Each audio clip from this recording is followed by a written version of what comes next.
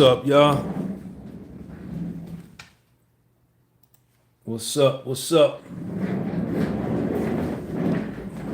We live. What y'all up to? We live on the scene, crisp and clean.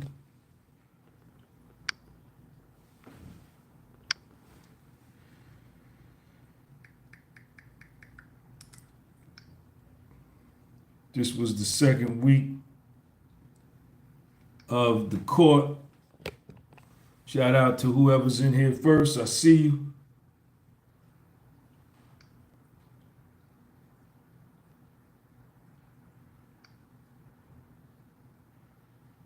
Question and answer. Question and answer. What's up with y'all, man? Let's put the goal up there.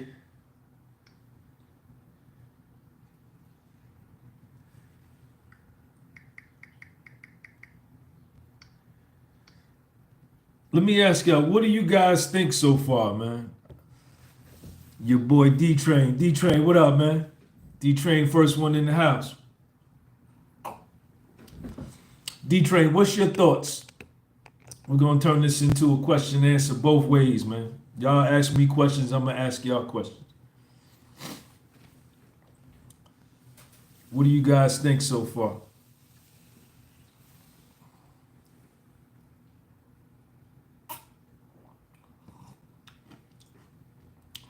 Allergies are acting up.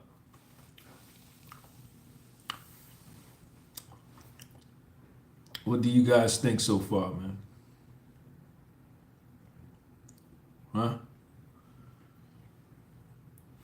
Your boy D-Train. Yo, D-Train, where you from, man? Thank you for that super chat. My name is not Russell Simmons, homeboy. Don't confuse me. My name's Sean G. You know what it is. Everybody get the video a thumbs up. Hey, D-Train, you on Instagram? You got a YouTube channel, anything?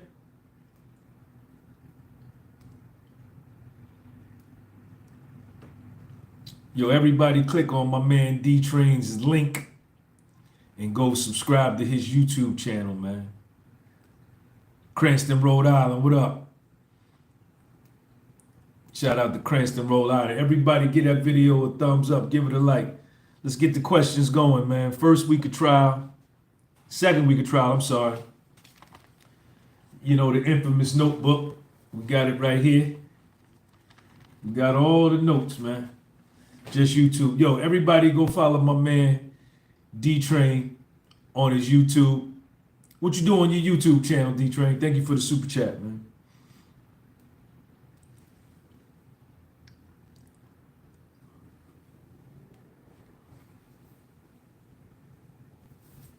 I want to thank the 3 people for giving the video a thumbs up. Appreciate y'all.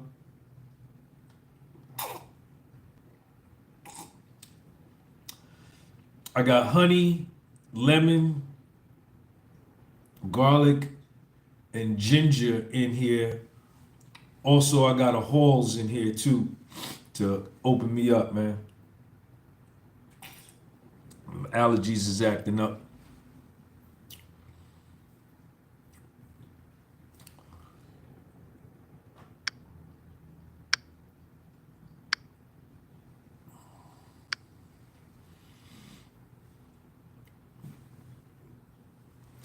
What's going on, y'all?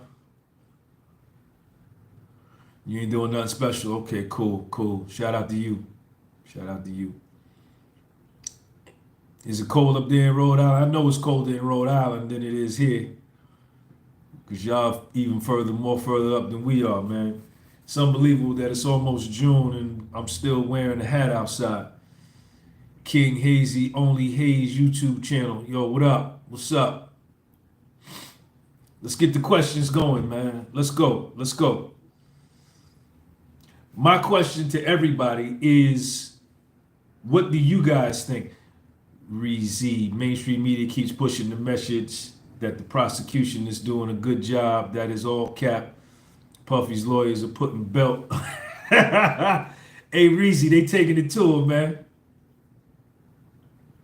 Jeremiah, thank you, man. 61 right now. Okay, cool. Shout out to the Bay, man. East Hall. What up? E Hall. Pig audits pig. Cuddy a rat and Cassie is a rat.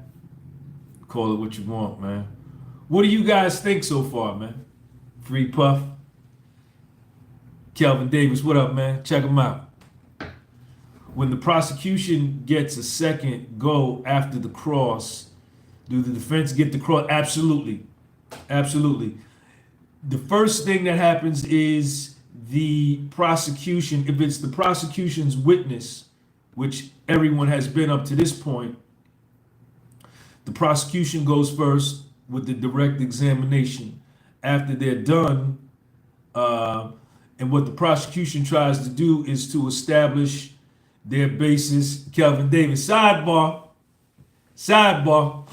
The prosecution tries to establish their basis for their charges and support their indictment.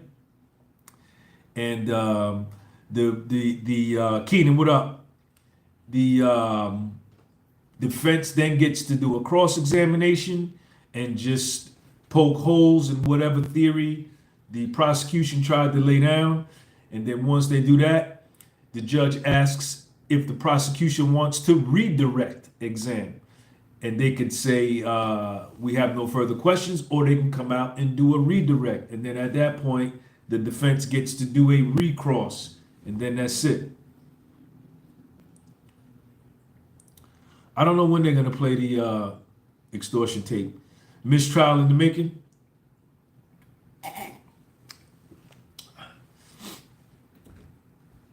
I've been thought that this judge seems to be pretty fair. Kid Cudi's testimony is damaging for Diddy. In what way? Elucidate and expound on how Kid Cudi's testimony is damaging for Diddy. I can see this judge like looking at the prosecution like there's nothing here, man. If Cassie was held against her will, how was she able to have all these secret relationships? Good question. Good question. Great question.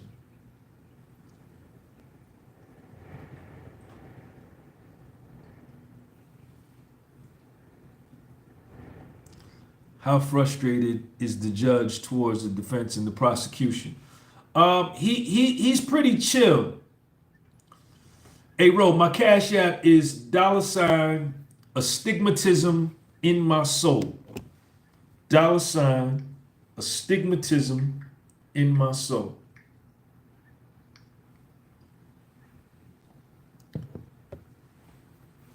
Sean D, do you think? Hey, Ro, thank you in advance if you give something. I've got to give a shout out. Do I got the right phone? Hold on, let me shout everybody out that gave me Cash App. Let me shout everybody because they've been showing love.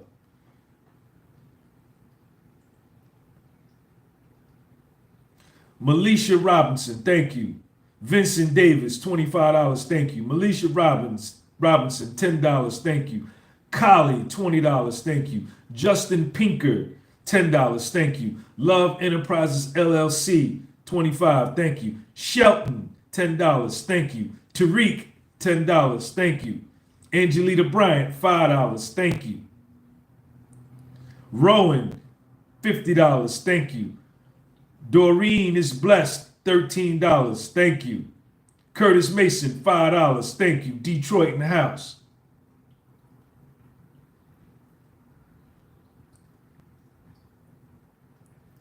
Johannes, $15, thank you.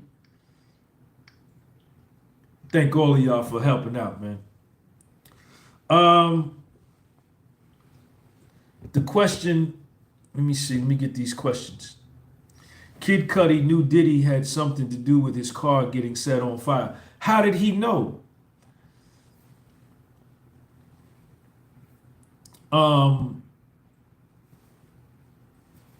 The Kid Cudi got on the stand and testified that in his heart of hearts, he thought Puffy had something to do with throwing the Molotov cocktail in his car.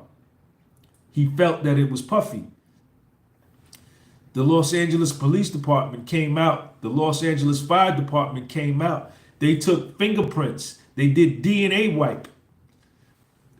The fingerprints and the DNA wipe came back to a female. There are no video. There is no video of Puffy at Kid Cudi's house. There are no photos of Puffy at Kid Cudi's house. There is no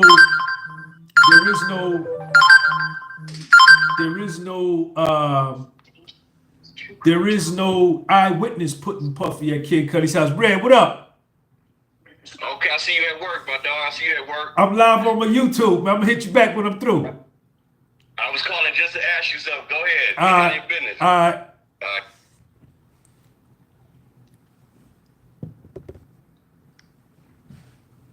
Badger Wolf, Stephen M. So that's what it is, Stephen M. You know, what do you want from me? This is the testimony. This isn't my personal feeling. This isn't the testimony. This is the testimony under oath.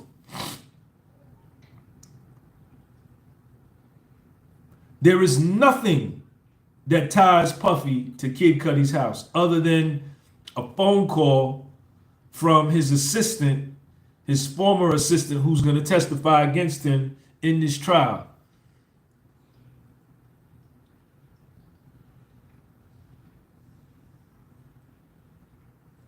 Hey, Sean G, appreciate all the coverage you're giving us. Just curious, how are you able to follow the Diddy trial in real time, take notes, and still give such detailed updates?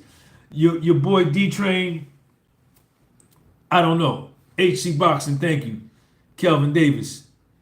You know, D-Train, I go into court, you know. I go into court with this notebook, with a pen, with my coffee, and I'm interested.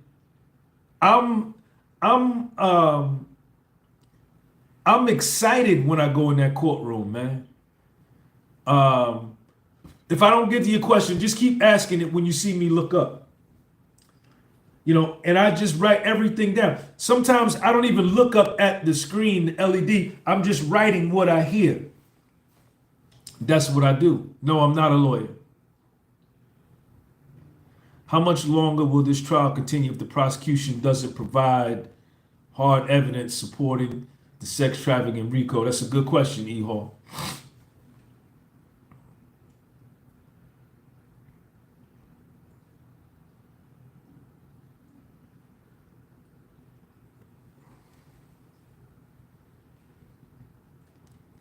Angel Dickinson, what's up?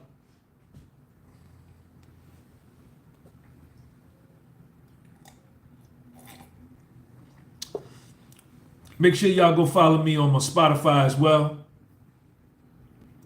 The podcast was sold on Spotify. The podcast was sold on Instagram.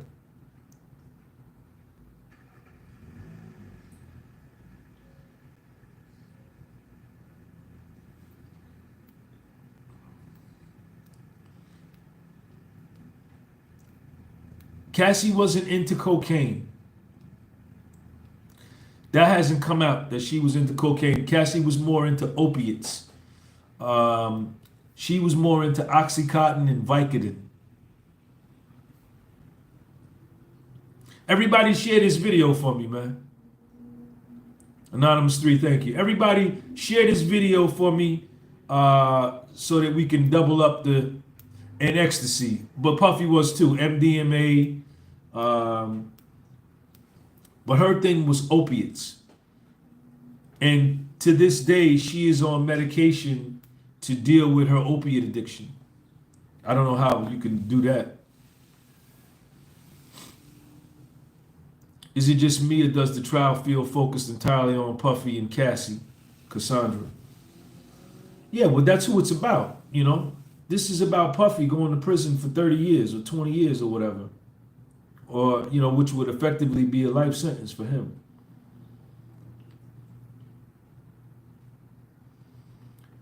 T. Royals, let's keep it a buck. They were both junkies. Cassie testified to that. I was just curious if you had to be a journalist in YouTube to attend the trial. No. Methadone. Yeah, Cassie testified that her and Puffy were addicts and that they got high every day for 11 years.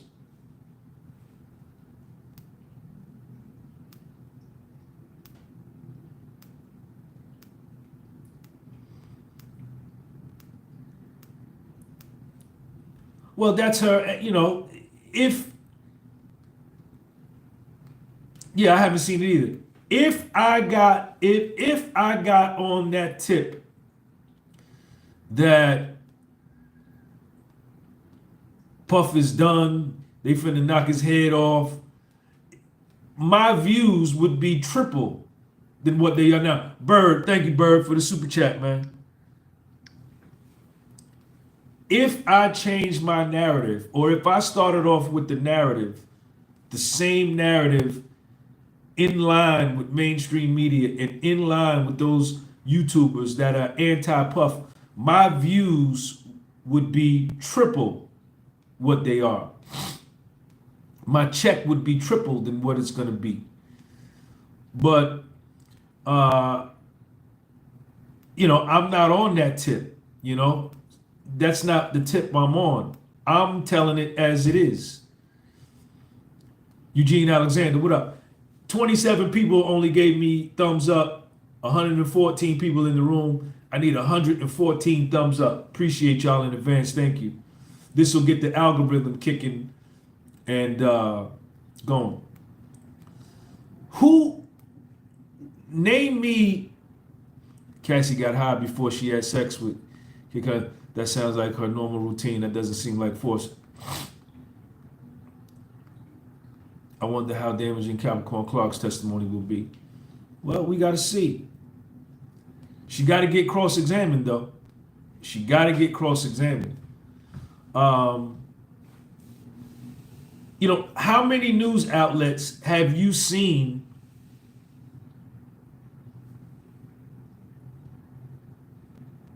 say on their platform that there was no evidence of Puffy at Kid Cudi's house? There were no fingerprints. There was no DNA at Kid Cudi's house. And that the DNA on the Porsche went back to a female. How many people have said that other than me?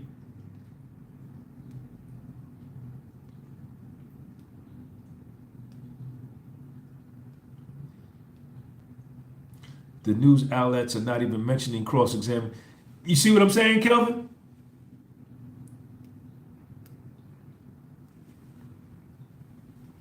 I just came, like the video I'm watching on TV. Great coverage. Thank you, man.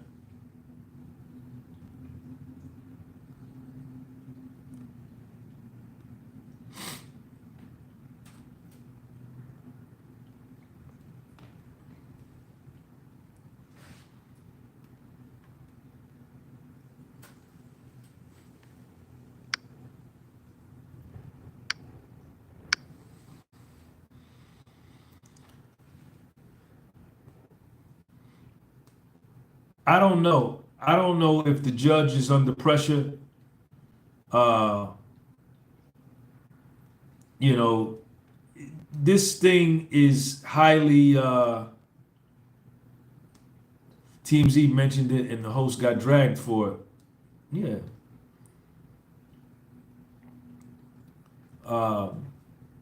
You know, I don't know. Let's see what happens, man. Cross-examination is real.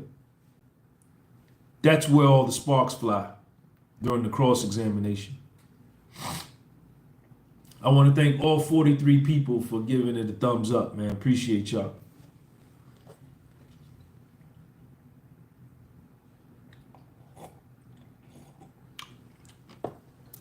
I don't even watch her. I see her at the court. I didn't even know who she was until somebody brought her up the other day and I went on her channel. I said, oh, that's who she is. So it's really one-sided and it sets a bad precedent if it gets somehow convicted for RICO. Thank you, King Hazy. I don't know if Puffy's going to take the stand. I don't know if Capricorn Clark was closer to Puffy than George. George Kaplan loved Puffy.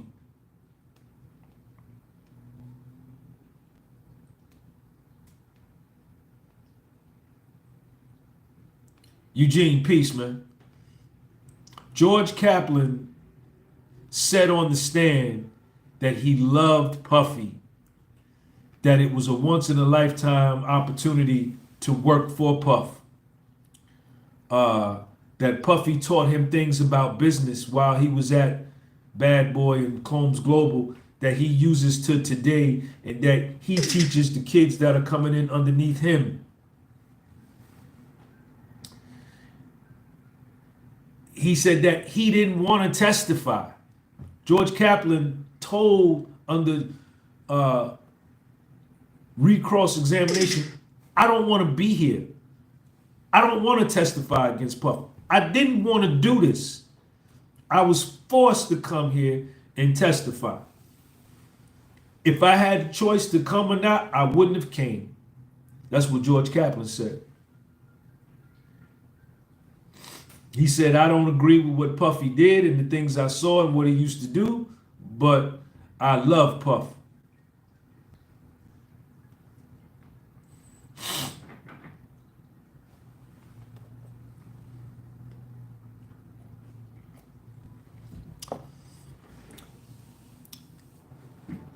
Everybody share this video for me, man. Please share this video. Please.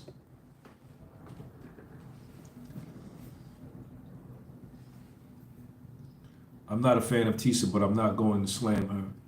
The manner at which CNN obtained the hotel footage is suspect. The DOJ should investigate how the tape was obtained. They poisoned the jury pool. Well, the DOJ obtained the video. How do I feel about Gene Deal being in the courtroom? I don't know. I saw him Thursday. I've seen him twice down there. It's up to him. I don't know.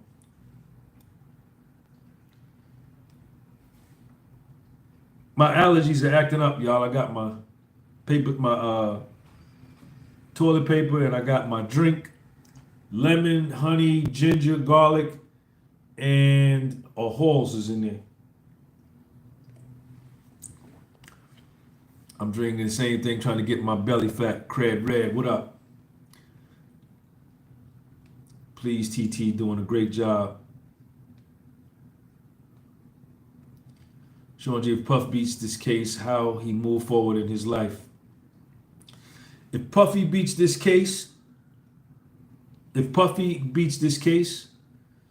my belief, in my opinion, is that he's gonna go into the studio with Kanye West. The first week he's out, he's probably wrote a bunch of songs, and him and Kanye West and Jay-Z are gonna go into a studio and they're gonna lock themselves in there for 30 days, and it's gonna come out, and that music is gonna probably be some of the best music he's ever done. Then he'll probably move out of the country. Sean, was it hard to get inside for trial? Is it long wait? Do the family get front row access first? Do the only... Yeah, the first week when Cassie was there, it was more people there, but it done thinned out now. You know, but it's not that hard to get in. I don't care nothing about the Knicks, man. Y'all got the Halls, cold and cough.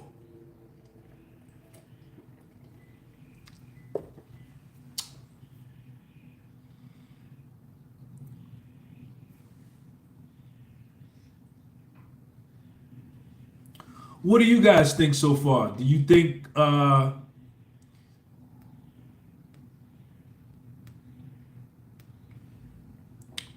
if you think Puff is guilty, put a 3 in the live chat. If you think Puff is not guilty, put a 7 in the live chat.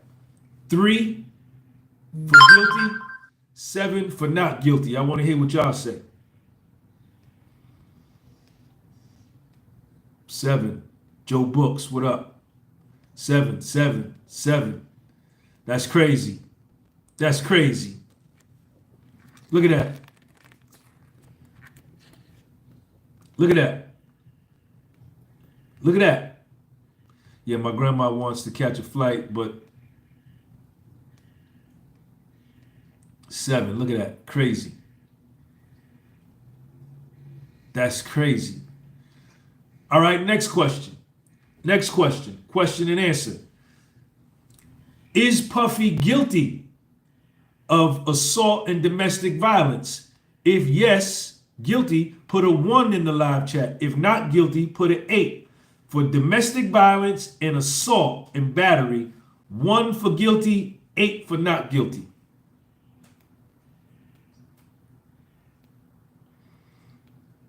Y'all on point.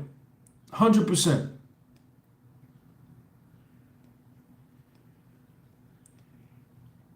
Interesting. Interesting.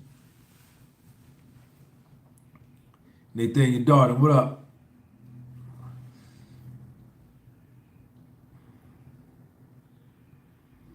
J.E. ain't no federal RICO case.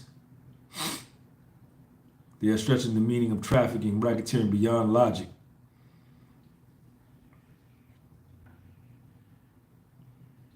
Lorraine Sweet, we must not judge any case on our emotions, feelings, only what is said in the court case. If you are voting on what I said above, you are wrong.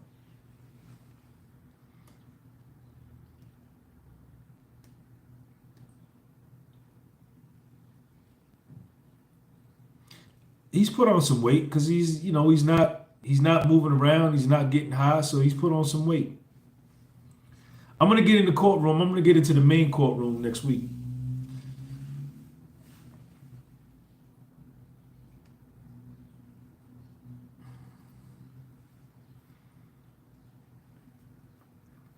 Dawn Williams, what's up? I see you. What's another good question?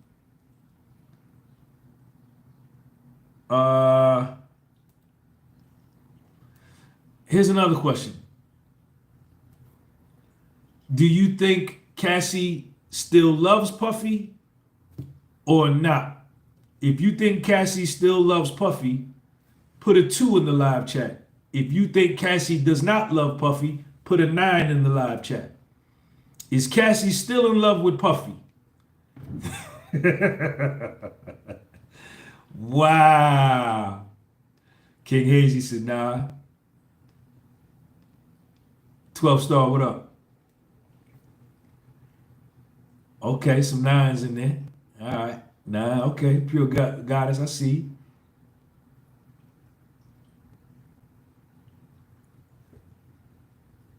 No, you can't have a phone in the courtroom. They don't let you bring a phone in the building upstairs, no.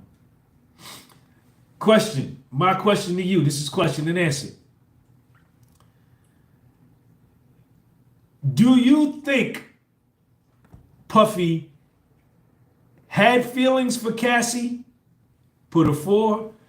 Or Puffy did not have no feelings for Cassie? Put a 0. Over the 10 years, 11 years, if Puffy had feelings for Cassie, put a 4. If he didn't have no feelings, put a 0.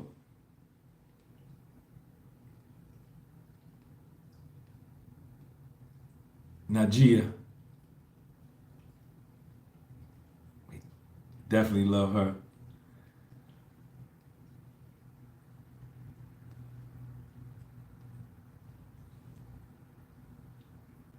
Okay. 4, a lot of 4s. A lot of 4s.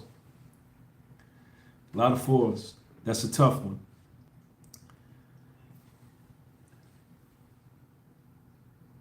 Half. Let me ask a question. This was his fun girl, Princess Murchison. When the feds bring a case against an American citizen, they will bring everyone on you. Question.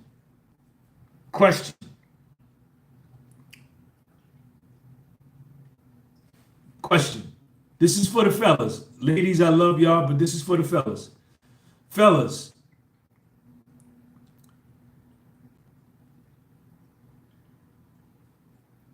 how do I ask this question? How do I ask this question?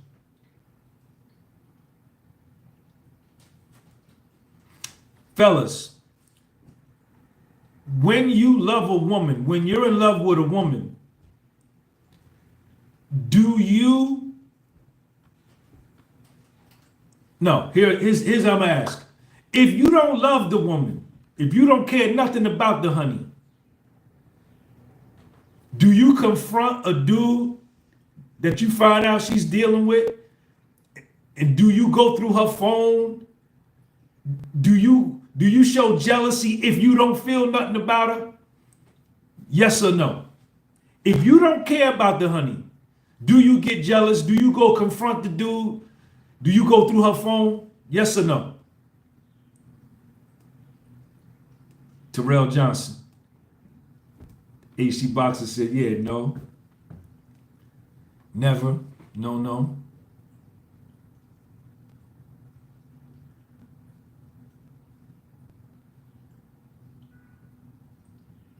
No, not at all.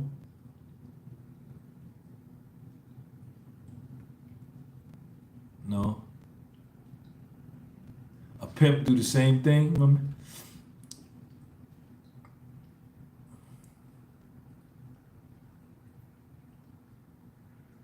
If I don't love a woman, I'm happy to be the side guy.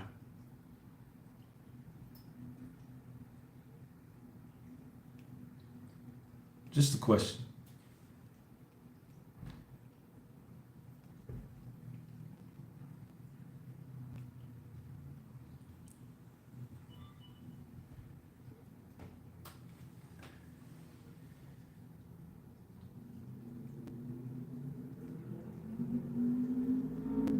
Sean G, how would you have handled it if you ever had Cassie? I don't know, man. No matter how much you love her, you can never confront another man about her. That's the rule. I don't know if I agree with that, JC. I don't know if I agree with that. I used to have that position too. The girl I'm with now, her ex was a puff. He was a swinger. That was the only way he got off. If he felt she had any emotion attachments to another man, he'd go berserk, but didn't mind sharing that. He love her. He really jealous. Why doesn't he find the ex-worker? No, I wasn't there for the opening statement, no.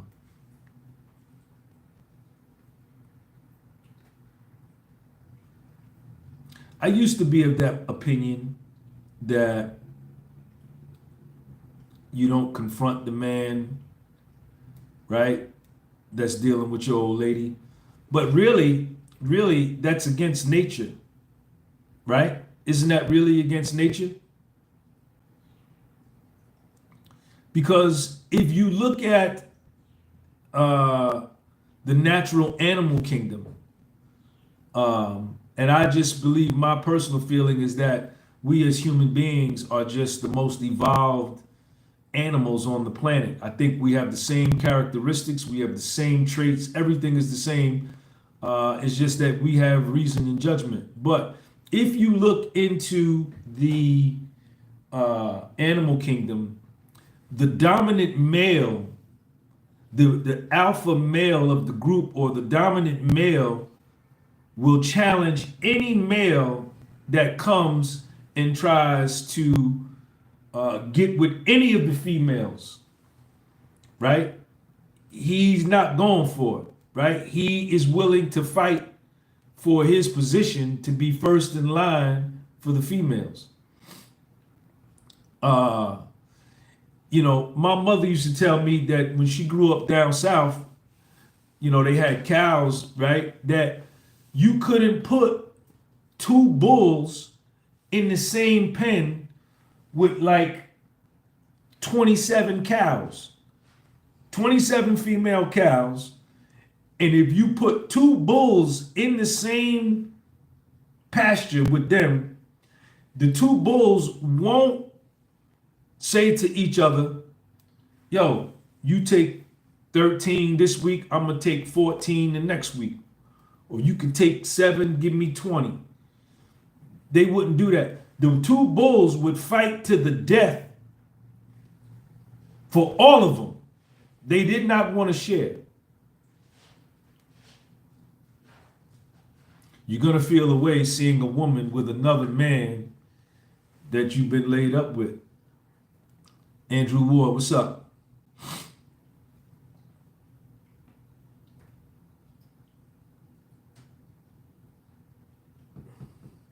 So, you know,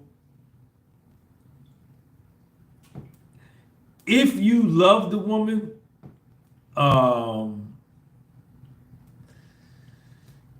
you know, you gotta be willing to stand up for her, man, because when she's gone and you're still in love with her, you go through torture. You know what I'm saying? Alex Fine should hand over his man card. He's banished. E. Hall, I feel the same way.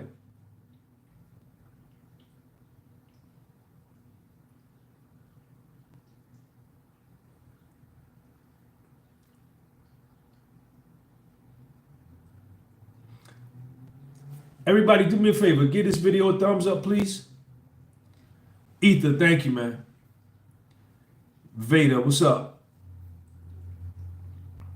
I got a question. If I can ask y'all a question, put a 1 in the live chat. I have a question.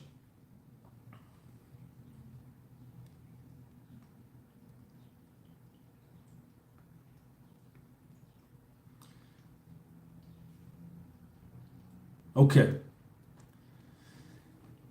Do you understand now, and do you believe that the government, they knew, the prosecutors knew, the Department of Justice knew that they could not give Puffy a bail, because if Puffy got out on bail and was able to call Cassie on the phone and get her on the phone with the different people he knew, and he was able to speak to her, do you think Cassie would have showed up and testified?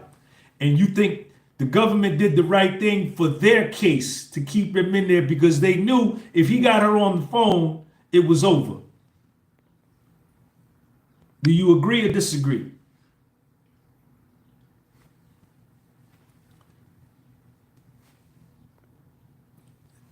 Hexiest man in the world, Sean G, is him. When it comes to taking notes and covering this trial, can't stand seeing some people cover it dishonestly. 100% respect for covering this daily the way you are, and Alex being played. Stacy Owen. So all of y'all agree. You agree.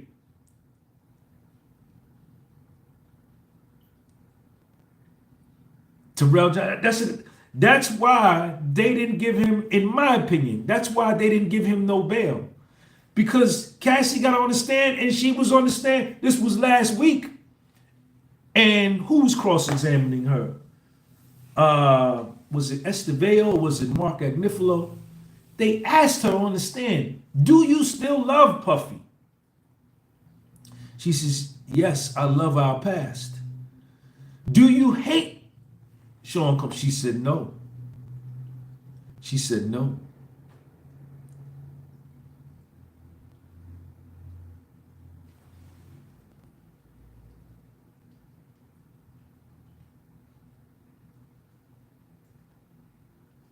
Dawn Williams, she said no.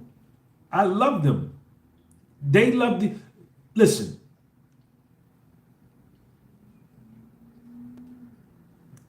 To me, being in the courtroom, who is this, man?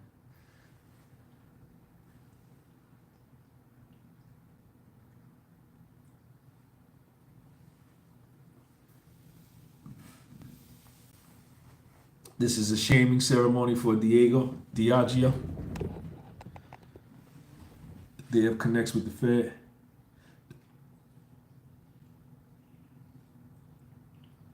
Right. They see, nobody's talking about that part. Nobody's talking about that part.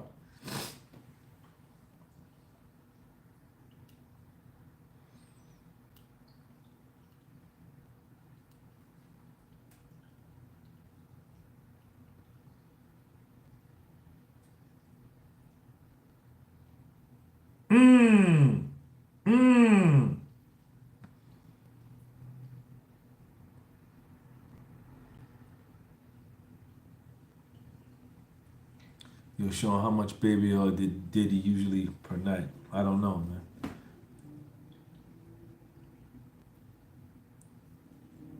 Lakota, I'm not convinced they don't have more on him. It's early for me.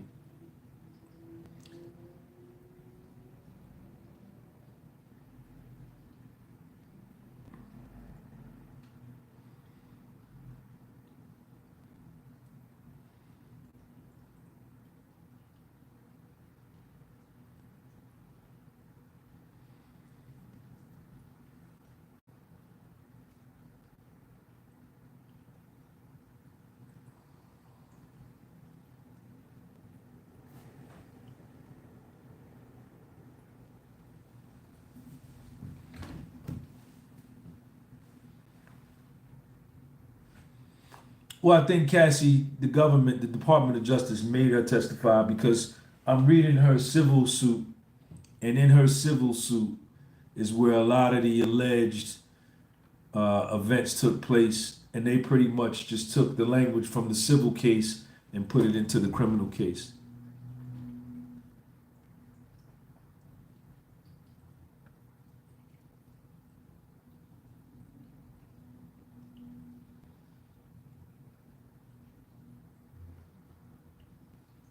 Right, right, right.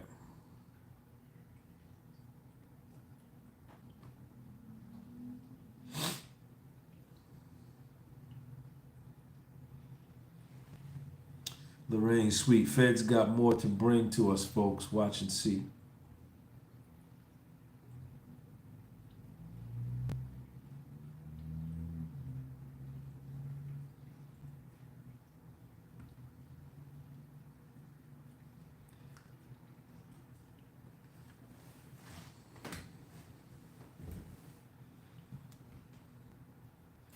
Andrew Ward, I've never seen a one-man RICO. As corny and phony as the standard media is portraying itself, they know what love, passion, jealousy, and insecurity looks like, which is why they're playing the game as they are.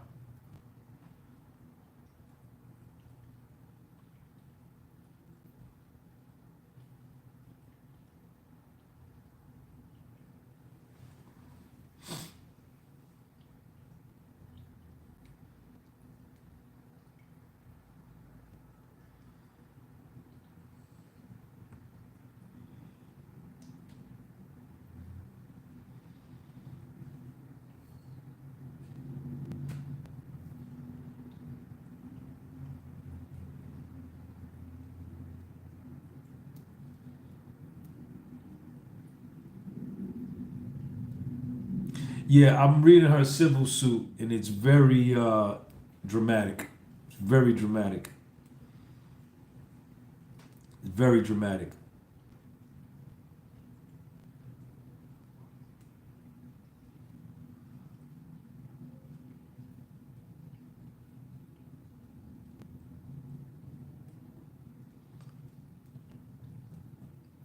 Lorraine Sweet, have you been in the courtroom? Have you been into any of the live courtroom sessions?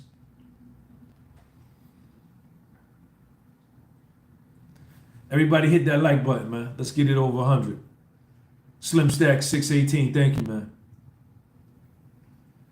All right, so then what are you talking about? You don't know nothing of what you're talking about, Lorraine Sweet. You haven't been in the courtroom. You have heard nothing. You don't know nothing other than what you're hearing on social media. So you need to, chill with what you're saying. You know nothing. You've heard no live testimony. You have not heard not one direct examination. You have not heard not one cross-examination. You have not been in the courtroom. You are not there. Yet you're speaking like you're there.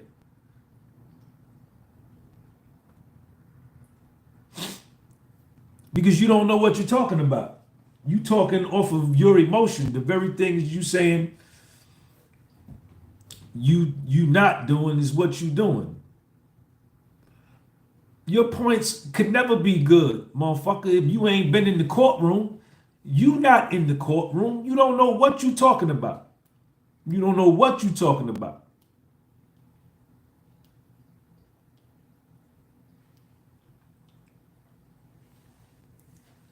Oh, that's a paid bot, D. Sanders? D. Sanders said that's a paid bot. Only logical defense for Puff. If he proved he have some sexual disease, he could satisfy her and use sex workers to satisfy her. This white man world would be hard to overcome the allegations.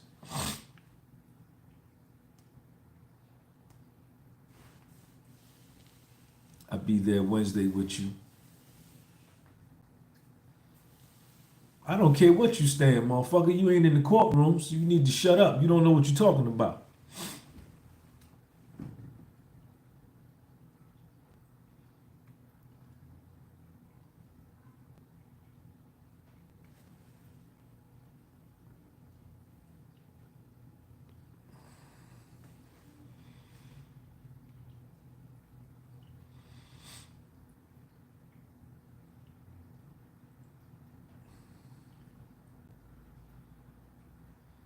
Timmy Diamonds, what up?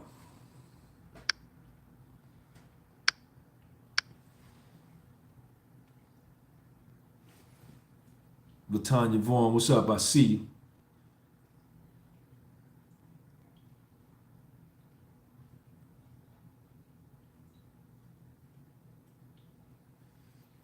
Hexiest man alive, what's up with you, man?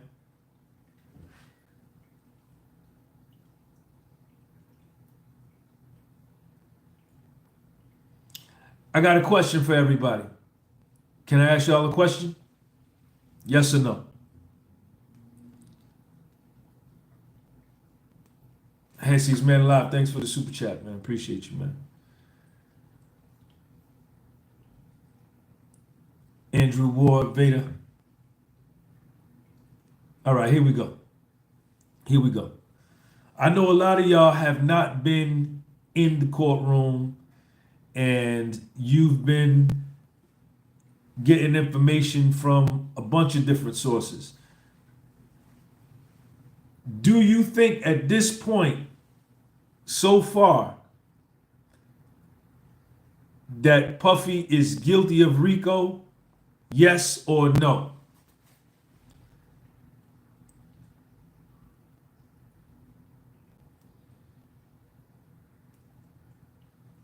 High levels of life, no. Owen Supreme, no. Mr. Glenn, no. EV, hell no. Queens for Life, no. Joe Books, no, no. Terrell Johnson, no. Christopher Brown, no. Stacey Owens, no, no. Hell no, not even in the realm of RICO.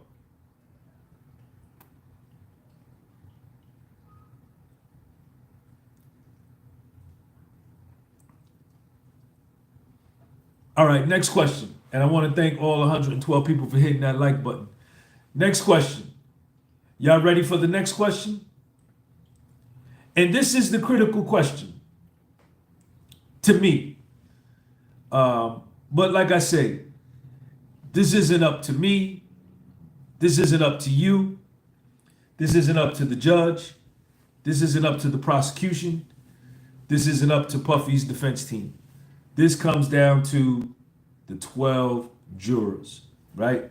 They are going to decide Puffy's fate. But here's my question.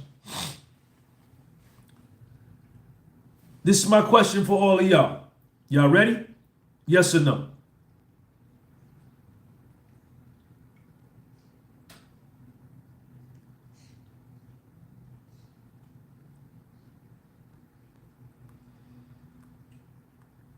All right, here we go. I'm asking all of y'all, all 173 of y'all.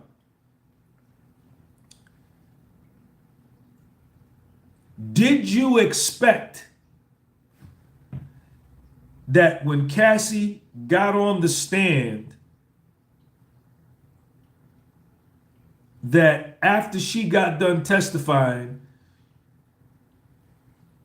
she was going to seal Puffy's fate with her testimony, that she was the one, the key star witness, that she, being that she went so early, she was going to be the one to shoot him in the head and knock him down?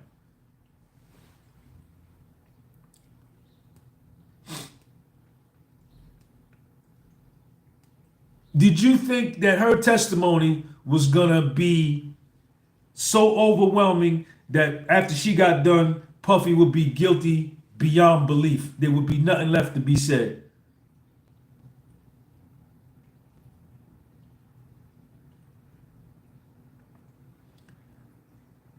A lot of yeses.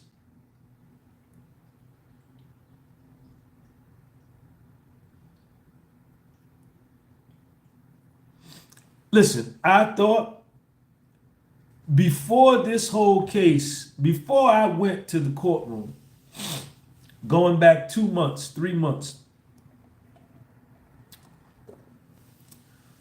I thought Puffy was done. And I said, man, when this girl, Cassie, gets on the stand, she is going to destroy him. And when she's done testifying, this trial will be over. And I went to all 3 days. I heard all of her testimony. And at the end of her testimony, Mr. Glenn, at the end of her testimony, I said to myself, she helped Puffy more than she helped the defense. Excuse me, she helped Puffy more than she helped the prosecution. That's what I saw.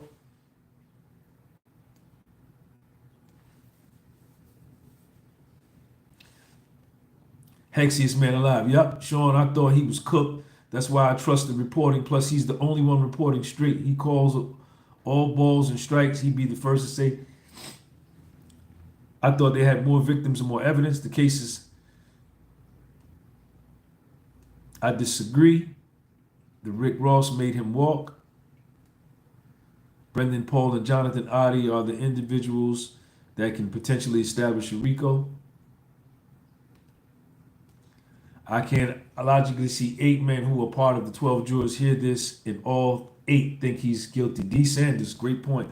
I'm wise enough to know it's 2 sides to every story.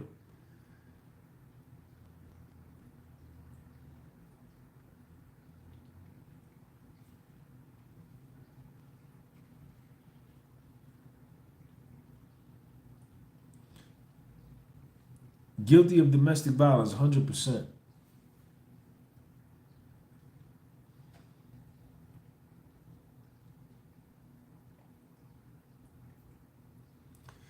Filled with gratitude, Diddy innocent. Mattapan, what up? Into it, Cassie is not going to hurt Puff. Into it, she loves him. Kid Cudi was a comedy testimony.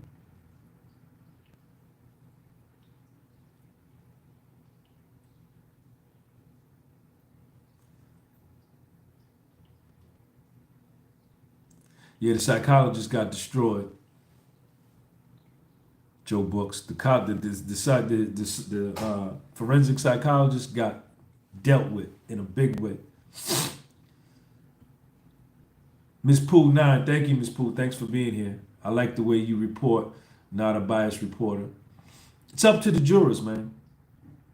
It's up to the jurors.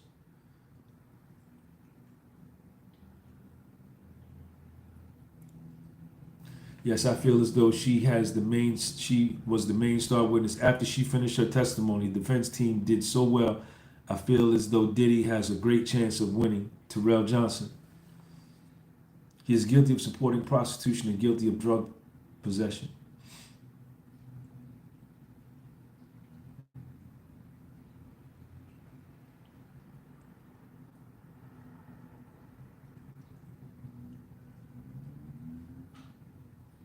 As far as the drugs is concerned, Lakota, no, I didn't expect that. I'm just feeling there is more. I hope not, to be honest, but I feel there is more. I think she is the beginning.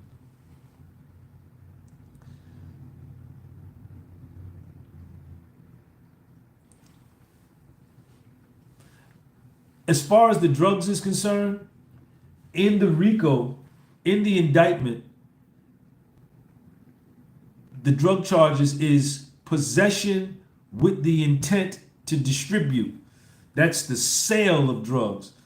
Puffy was a drug user, and it's already been established that he was an addict. Possession with the intent to distribute is when you buy weight and you selling it, you know, to different people. You're a drug dealer. Puffy was a drug user. That's not possession with the intent to distribute.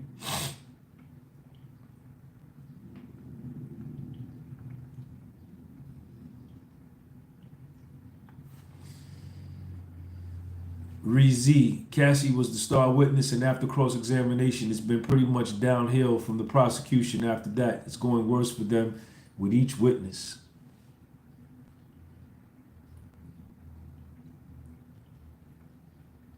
He was a user. A pig orders pig. Stop asking me the same question, man. I'm gonna block you. Don't do that, man. Chill. Stop, man.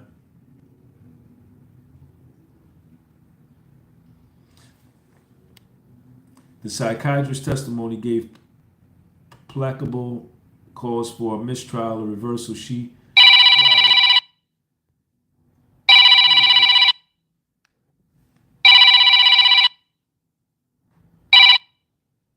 about that, y'all.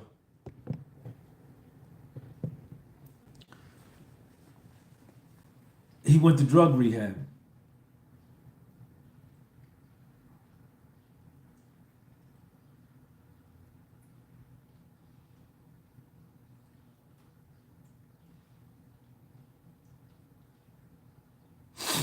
Bye. Don't come back. I think she had information and they found what they needed from that information. Baby E, once Cassie admitted she enjoyed the freak-offs and as many men she cheated on, I find it hard to believe they find her credible.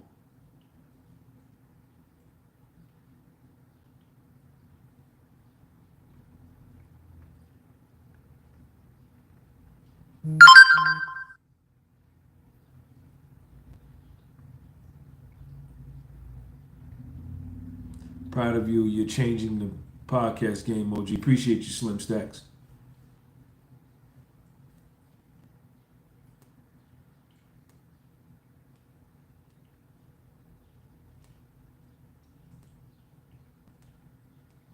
That's a good question, Marvin Francis.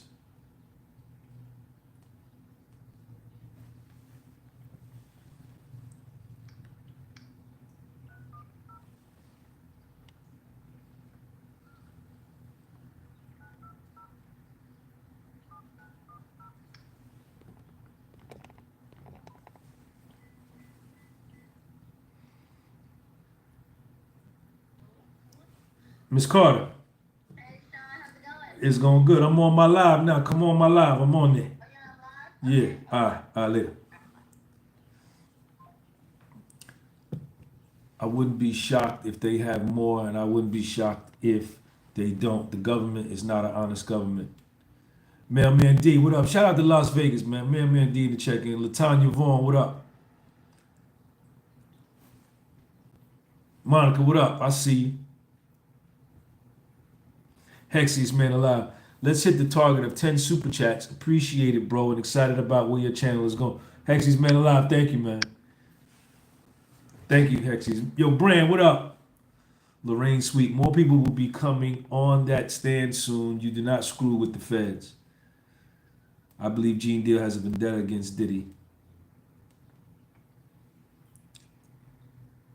Hexies, man in the world. Thank you, man, for the super chat.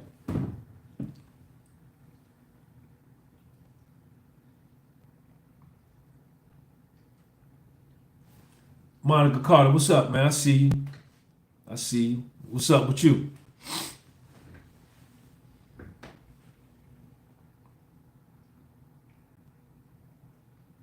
Can I ask y'all a serious question, man? Can I ask you a hypothetical question? If I can ask this hypothetical question, put a 2 in the live chat. Into it. Thank you, man. You gonna join? You gonna join the channel? All right. The worship of the feds freaks me out. They make. Do you think Diddy should testify at this point? He doesn't need to. T. Hayes, what up? All right. I'm gonna ask y'all this question. Timmy Diamonds, thank you, man. Shout out to Timmy Diamonds, man. Here's my question.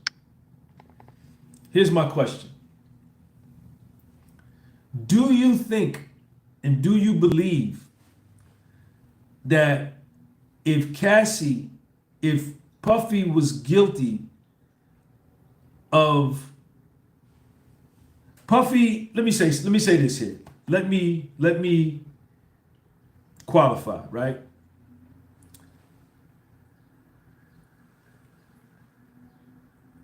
I don't know Puffy. All I know is what I've heard through social media and the news. But now that I am actually in the middle of it and I'm in the courtroom with the CNN reporter, MSNBC, Dateline, Fox News, Court TV, Entertainment Tonight, ABC, CBS, Rolling Stone, Variety, TMZ. I'm in the same courtroom. And I'm listening to the same testimony. But I'm watching them come out of the courtroom and do selective reporting. So I said, Sean, is everything that you thought you knew about Puff that you got from the media, is it true or is it subject to review? And then I said, Sean, and this is my question to y'all, and I don't know Puff. He may be an unscrupulous businessman. He may be a drug addict. He's guilty of abusing women. He's guilty of domestic violence. He's guilty of assault. He's guilty of battery. He's guilty of that. I saw that on this video. But I said, Sean, if he did the things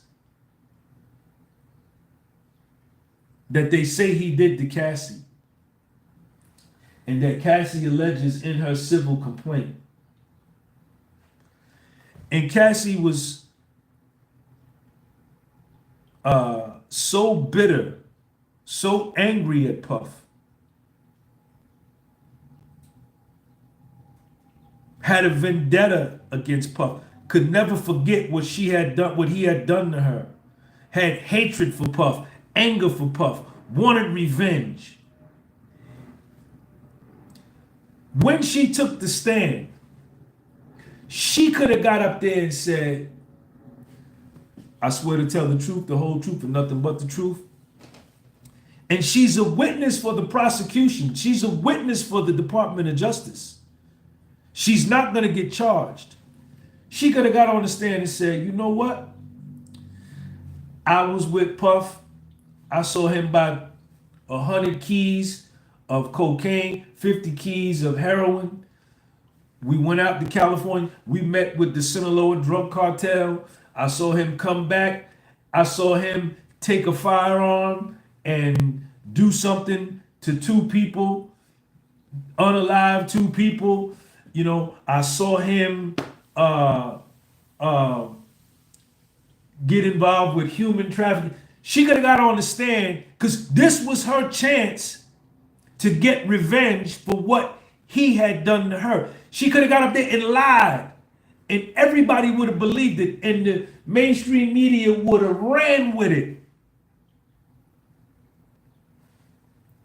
But she didn't do that. She did not do that. She got on the stand and talked about how much she loved him and that she was a willing participant. That's what struck me. Because you got all these other witnesses for the prosecution getting on the stand, perjuring themselves, flat out lying. Dawn Richard busted in lies. David James, the assistant, busted in lies. This forensic psychologist busted in lies. The makeup artist busted. But Cassie got up there and told the truth.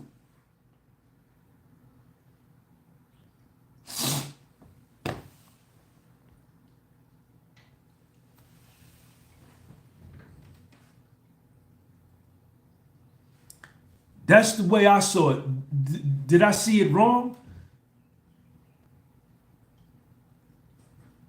Filled with gratitude said the case. So what you mean filled with gratitude? You think he gonna walk?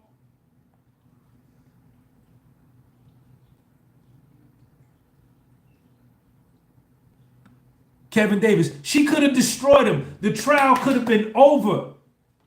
Last Friday, when she got off the stand, she could have destroyed him and the case would have been over. But she got on the stand and said, I love him. During the recross examination, it was either Mark Agnifilo or it might have been Esteban says, do you hate Mr. Combs? She said, no. She says, do you love Sean Combs? She paused and she said, I love our past.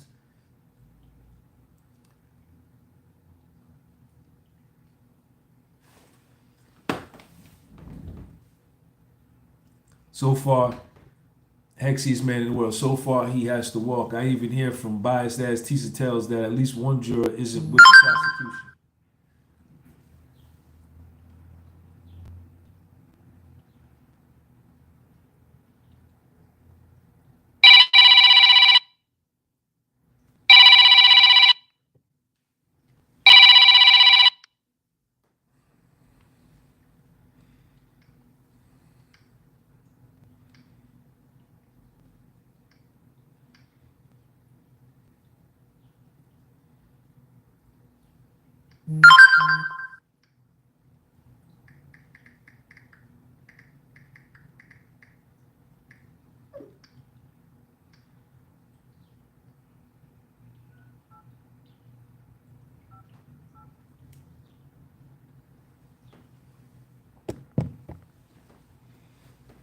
Yeah, you don't love the past and a person. That's right.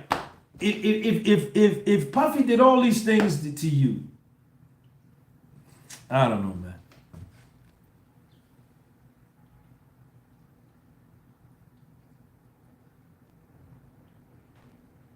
Right, Black Pen. Let me ask y'all a question. How do you guys feel about the forensic psychologist and her testimony? It's extremely suspicious that mainstream media are going off of a similar script. Timmy Diamonds. Anita 369. What's up, Anita? Remember she said she loved the past. How bad was the past?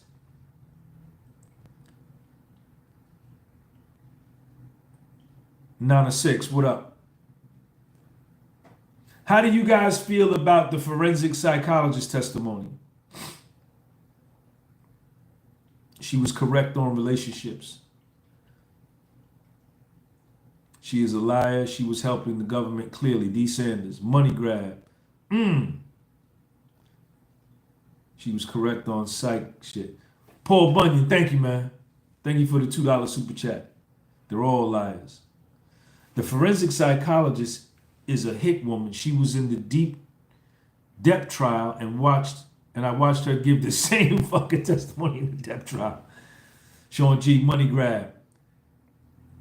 The psychologist brought talking points she used for over 20 years. She was doing a straw man job. Paul Bunyan, thank you, man. Paul Bunyan. She just said what she always says on every trial. Wow, educated. She was in the trash, Joel Music Media.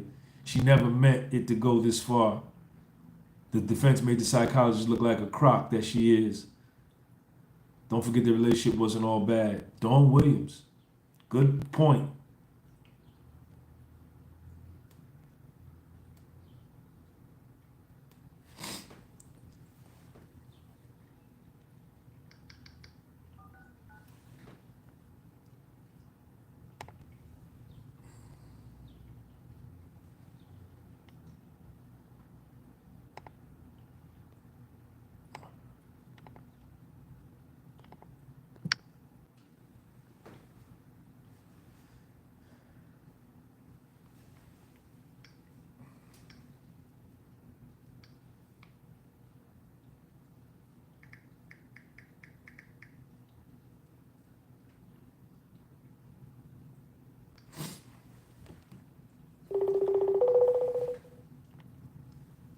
Big Tom 20. If Diddy's convicted of this, it sets a precedent It sets a precedent. You took it back.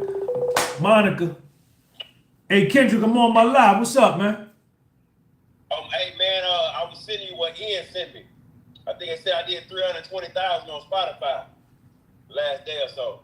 All right, cool. I'm on my live on YouTube. Come on in. Oh, you on YouTube? Yeah. Come All on. right. Monica Carter. Every time I get on live, I drop a super chat because Sean does his research and works hard to bring unbiased detail, factual info. Lord put it on our heart to bless Sean. You can never receive a blessing if you're not being blessed. Monica, thank you, baby. Thank you. I appreciate you. I'm glad y'all appreciate my work, man. Bryant Ware, Sean G explained to the listeners the effect of Puff being found guilty on the trumped up charges. His case will be used in future cases.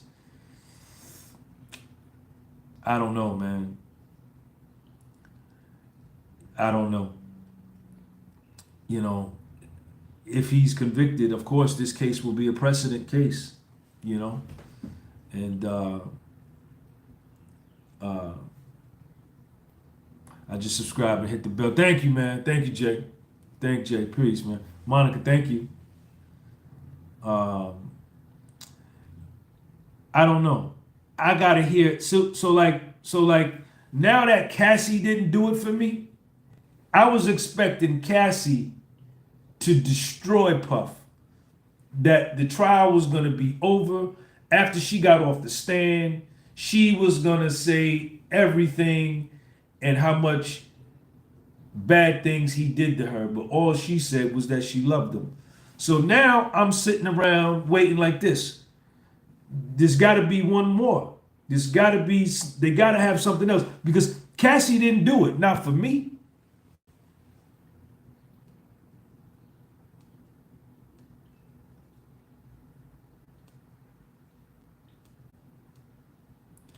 What happens if there's a hung jury? I think he goes home. Hey, Sean, we truly appreciate you for showing us coverage on the Diddy trial. Very well articulate with every detail, more than most mainstream media. Thank you, man. Neef Buck, they see it. It's selective reporting. It's selective journalism.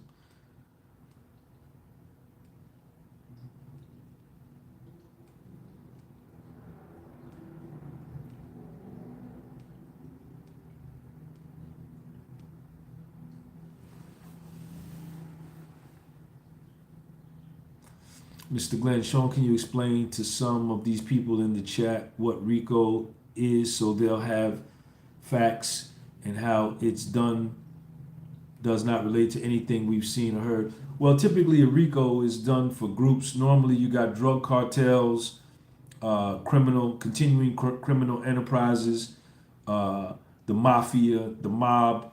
You indict a group of people into a RICO. And racketeering,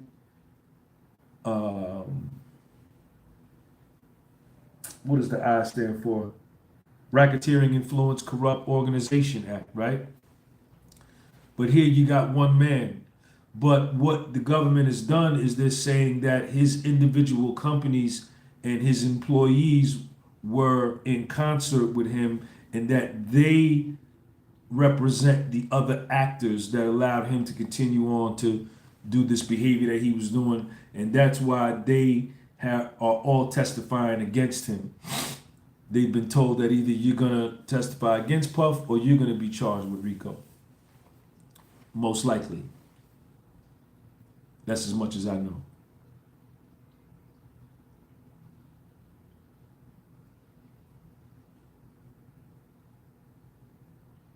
Yes, it's two or more committing crimes in the furtherance of a criminal organization. Right. Sidebar. Sidebar. Thank you, man. Baby E, peace, man.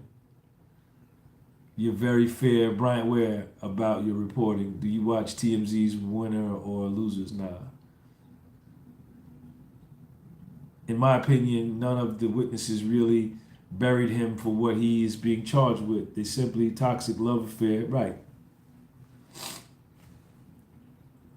Sean, you gotta make sidebar merch. I was looking at all these videos that Cassie was making sure she was in the snake and didn't feel sorry for that.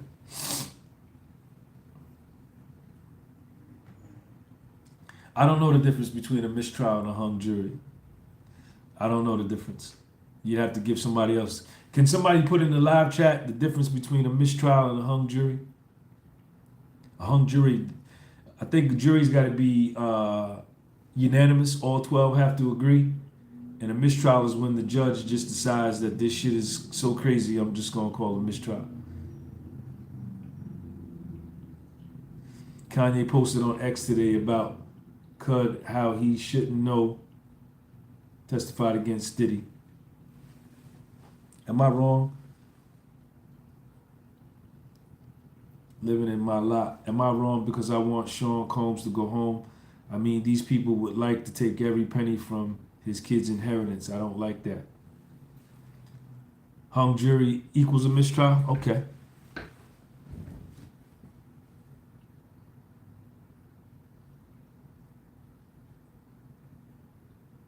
Lakota, don't worry about it, man. Thanks, man. Queen for life. If a hung jury, he goes home. I think either one. A mistrial and a hung jury, he goes home and they have to re-indict him or retry him or whatever. I don't know the process. Life in the Feds, Kendrick Fulton. Mistrial is when error was inflicted, then shackles before a jury. Like shackles before a jury. A hung jury occurs when jurors cannot reach a unanimous or majority verdict leading to no decision. A mistrial is a broader term for a trial that's invalid due to a major error or issue like a hung misconduct or procedural problem. This could really go hung jury. Really could.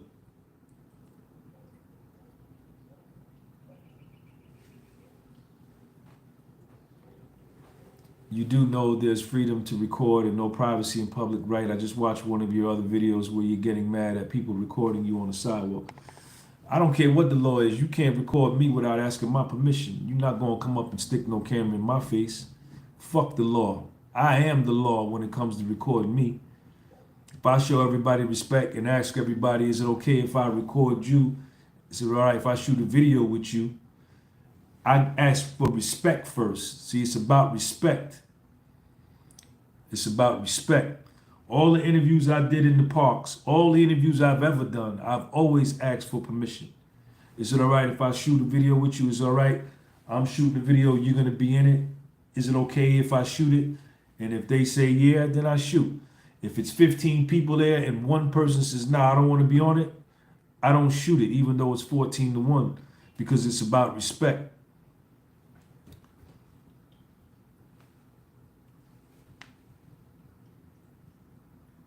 Proving arson in court usually involves a combination of physical evidence. And so far, the arson wasn't proved. Right, stick a camera in my face, you taking one to the eye, right. Respect first, respect first, respect first. I don't mind, right? You know, it benefits me. It benefits me. Jay-Z don't allow no one to take pics or video of Beyonce. This is why Ellen DeGeneres got mad at him at the Oscars. You know, I don't mind. You know, but all you got to do is say, hey, man, is it okay if I shoot some video of you?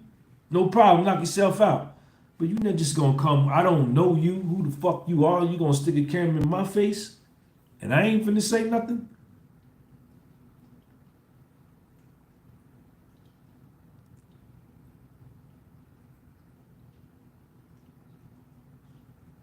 And I'm not a tough guy.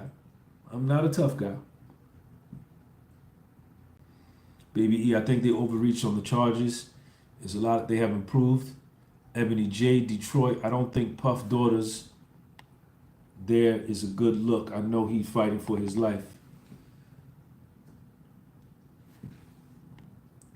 How do you know when been proven if the case is still going on? Exactly. It was female DNA in that car. Right. Whose DNA could that possibly be? Think of the people who that could be. Let me ask y'all a question. Question. This is a Q&A. Question.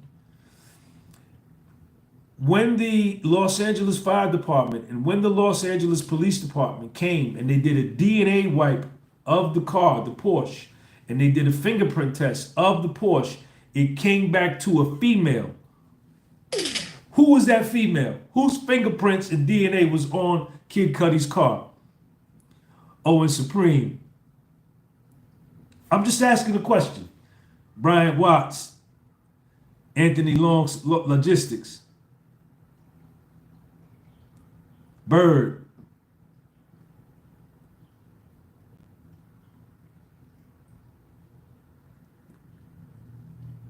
the dog sitter, Cassie.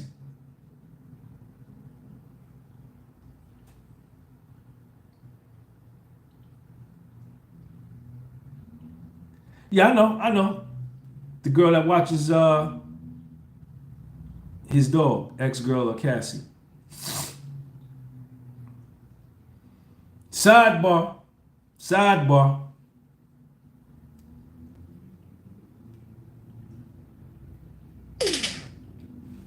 Cudi is kind of like a simp.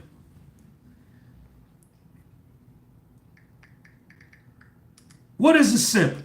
I want to ask that question.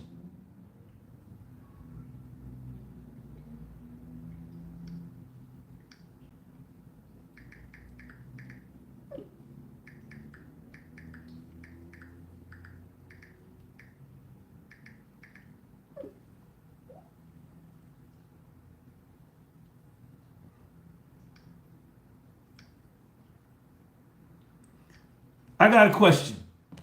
A simp is someone who shows excessive attention, admiration, and submissiveness, often towards someone they're romantically interested in, usually at the expense of their own respect. All right, let me ask y'all this. So this is to all the fellas.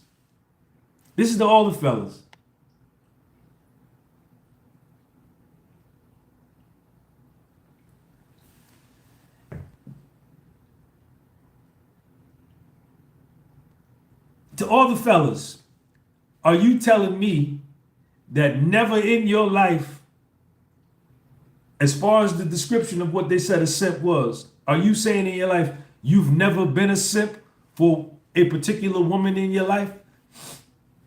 I'm asking a question. You've never been a simp ever.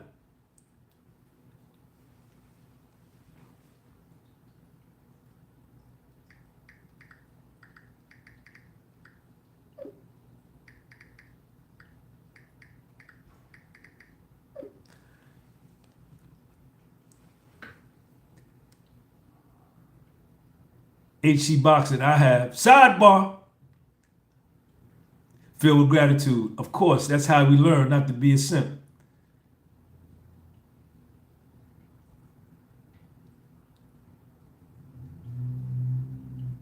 Listen, man, I have been if that's the definition of being a simp, count me in. Count me in. Count me in. And I don't think there's no nigga in the world, no man in the world that can say with all honesty that he ain't had one woman that he just loved her so much that he did whatever she said. If a nigga can say that, he's a goddamn lie. He's a lie. Cause they told me a story. They say a pimp one time, he had 15 hoes, but he had one hoe out of that 15. He wouldn't even let her go outside because he loved her so much. He kept her in the house. And she used to tell him, go get me some water, fix me something to eat, go run my shower, and he would do it. Huh? Don't talk to me. And they said one time it was this Arabian prince. He had a harem of women, a concubine of 40 women. He had a concubine of 40 women that came and did whatever he wanted, but it was one of them out of that 40 used to tell him, shut up and get out of my face. and bring me something to drink. And you know what he would do? Shut up and get out her face and go get her something to drink. And he looked around at one of his people and said, man, if love was a man, I would shoot him. He was so in love with that girl. Every nigga on the planet that had one or two honeys, man, that done handled them, man. The same way we got honeys that we can handle. Same thing. So all of this shit about being a simp and this and that, man, nigga don't want to hear that fake ass shit, man. Ain't nothing wrong with loving no woman, man. The man is meant to love a woman, and a woman is meant to love a man. It's just that the massive amounts of incoming impressions and information from television, song, media, social media has confused man and woman in terms of what they're supposed to be doing. And the fact that when you find true love with a man, or when you find true love with a woman, that is a gift, right? And that's ultimately what we here for, man. You know, but niggas done got the idea that it's a sucker move to love a honey. Yeah, so you sit home and you watch porn and you jerk off 2, 3, 4 times in the daytime. And you done rubbed the skin off your dick, you jerked off so much.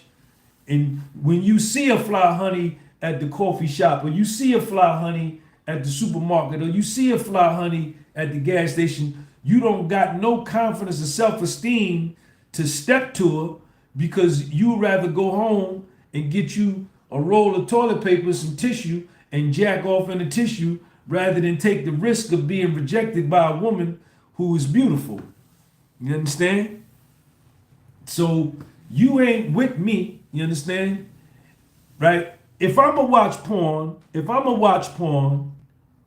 know, I'm gonna watch it with a honey. Me and her gonna watch it together so we can get excited, you know? Or I'm gonna jerk off for her on video chat. You know what I'm saying? But I'm a good looking nigga. I look good. Sidebar. I'm a handsome man. I've been handsome all my life. I'm 56 years old.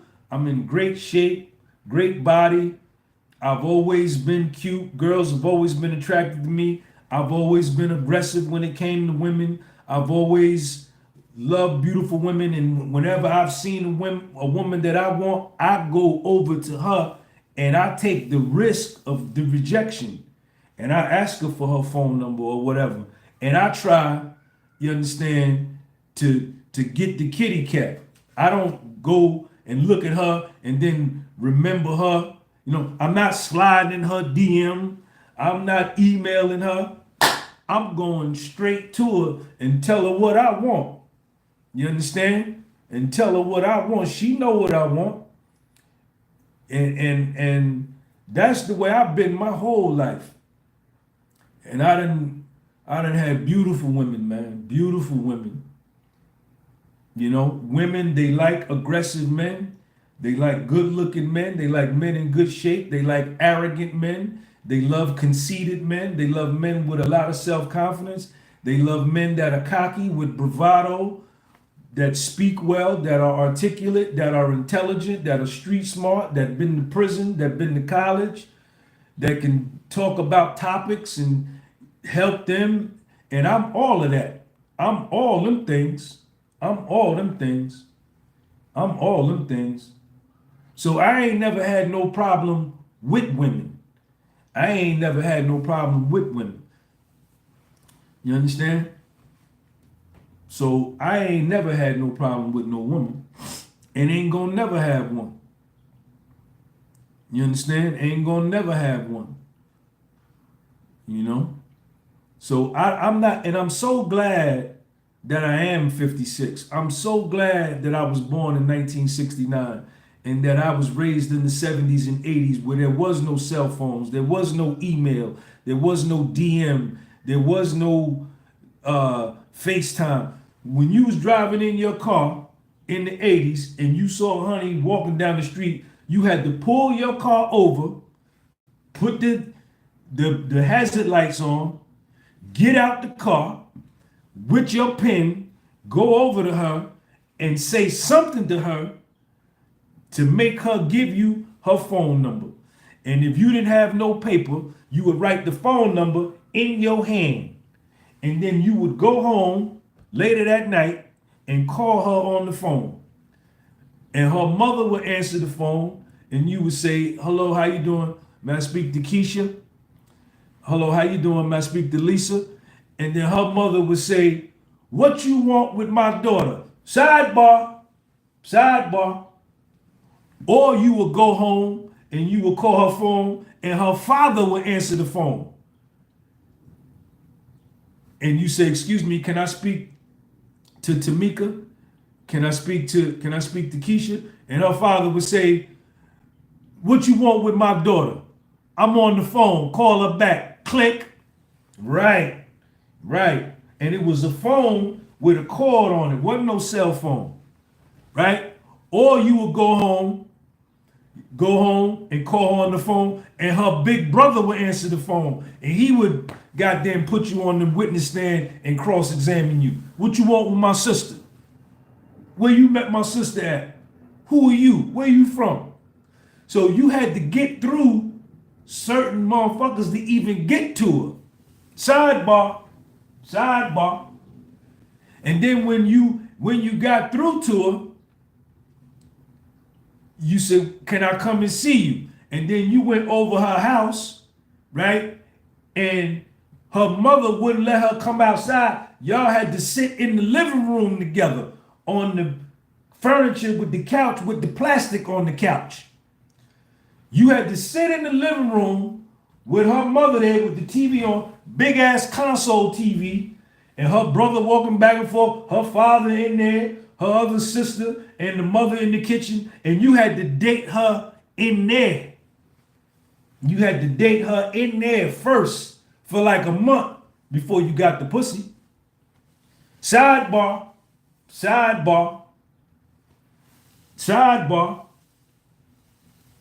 Right. And she didn't want no money. She didn't want you to pay no bills. She didn't want you to cash app or nothing. She wasn't begging for money. All she wanted you to do was take her to the movies or take her to the park, or y'all could walk around the block or sit on the porch. You sit on the porch goddamn 3 weeks every night into it, got that soul glow. You would sit on the porch with the honey for 3 weeks, a month, and y'all would just talk. And that was how the intimacy was done. That's how you became intimate with her heart, and you made her fall in love with you, and you fell in love with her. You understand? It wasn't this shit here. A lot of y'all cash app, a lot of y'all buy pussy. That's all y'all do. Y'all go into the store like you go in there into the supermarket and you see all the different varieties of soda. Y'all go on websites and you buy honeys like that. I'm not from that era. And I'm so glad that I come from another era and another generation. That's right. That's right.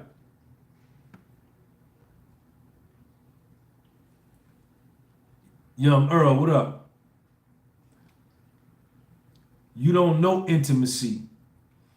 And a lot of these dudes and a lot of these rappers, a lot of these young dudes, y'all are so psychologically traumatized, right? And come from dysfunctional situations, as I did, you understand? But you run to social media for guidance and rappers for guidance, and a lot of old niggas do that too. 30 and 40 years old. You 40 and 50 years old, and you listening to rappers that are 22, and you following. Oh snap! You heard what he said? Yo, you heard? Yeah, I heard what he said. The nigga is 19 years old. I'm not listening to what the fuck he say. I'm old enough to be his father. He need to be listening to me. Yeah.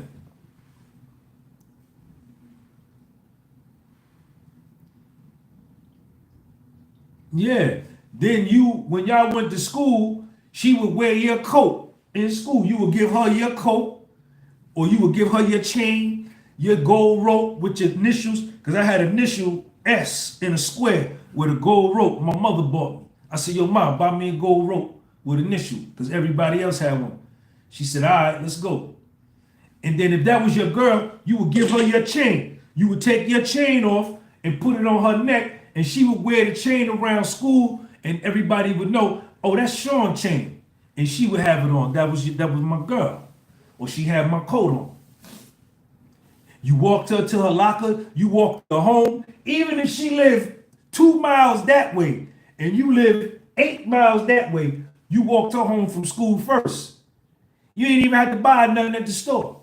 You ain't even have to buy nothing at the store. You walk her home, and when she go in the house, then you walk all the way the fuck back home. Corny ass niggas. Y'all niggas corny. I walk her to every period.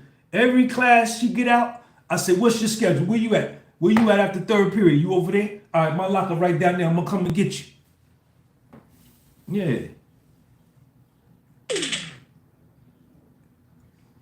Mailman D. And if you was by her house, and her mother came home and her father came home and they came from the grocery store, ShopRite, Publix, Kroger, Whole Foods, Trader Joe's, and they had a car full of groceries, Rod D, thank you for that super chat. Her mother came home with a car full of groceries and you sitting on the porch with her, you got up and carried the groceries in the house. You helped her mother carry that shit in the crib. Yes, you did. Yes, you did. Sidebar. And after you got finished carrying the groceries in the crib, you went back outside. You didn't stay in the house. You went right back to where you was at and got them sit on the porch. And her mother say, thank you. I know how it go.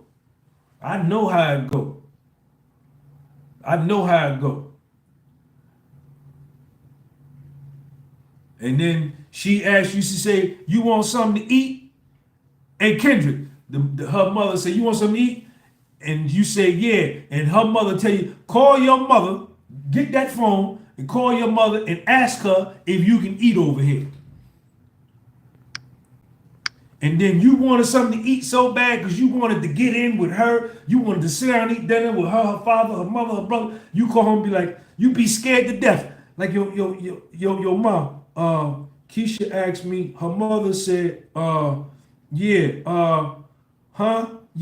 they finna eat and I'm hungry. And her mother asked me to tell you to ask you to tell me if I could eat over here.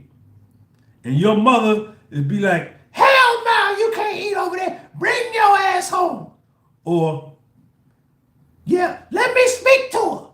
Let me speak to her. And then you had to put your mother on the phone with her mother, and then they talked it out, and then she get a phone back, and your mother say, all right, go ahead, you can eat over there. And then you can eat. Right. Respect. That's right. That's what I saw. Hey, Curry Smoke, let me speak to her. And then they get on the phone. And you be praying. Like, I hope she say yeah. Because I want to eat here with my girl. Yeah. That's right. I ain't from this generation. Don't want to be. Anita, sidebar.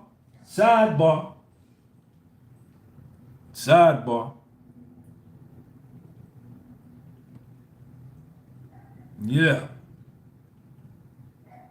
Yep. I remember that. Yep. Then if you was talking to her, if you was trying to talk to her, if you was trying to talk to her and she had a boyfriend, then her ex-boyfriend would want to fight you. You had to fight him. They been broke up, but now you got to fight him. He want to fight you, and y'all went and had a fight. You got busted eye, busted lip, rolling on the ground, ripped your shirt, broke your chain. You beat him up, he beat you up, and then you went home and got in the shower, and the hot water burnt. All that, all that. You had fist fights. It wasn't no shooting. It wasn't none of that. You had a fist fight. And if you lose, you lose. If you win, you win. That's what it was. Sidebar. Sidebar. Sidebar. Sidebar. Sidebar. That's the era I come from.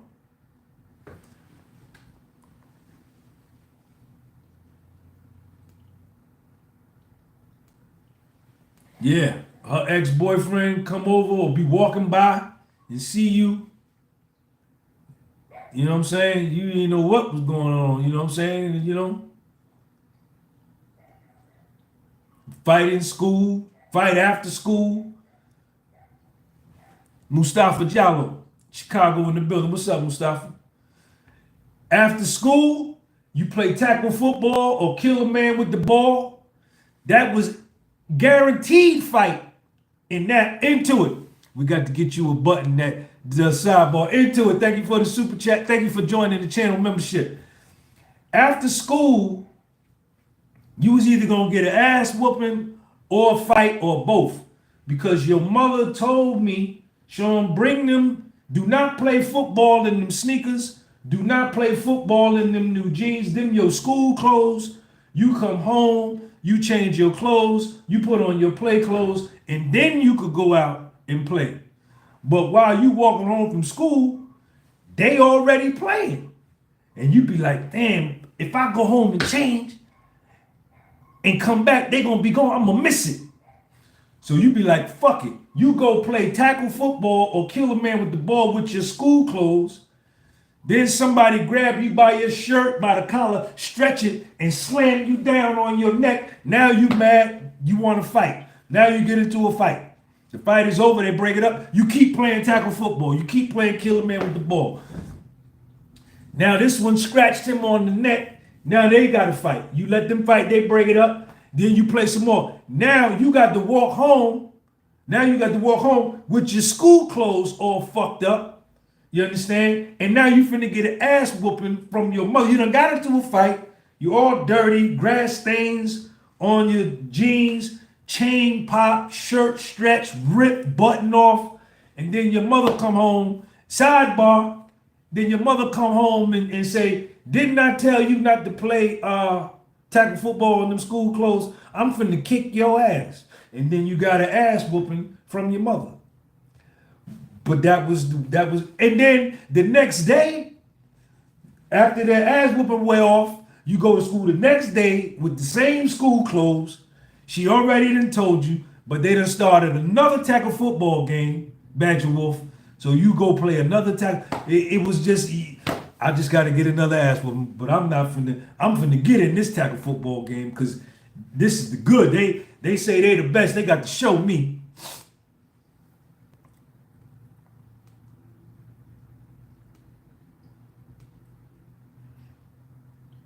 Nah, wasn't no calling the police. Wasn't no calling the police. Wasn't no calling no diapers. After your mother whooped your ass, my mother whooped me on the playground, man, in the 3rd grade.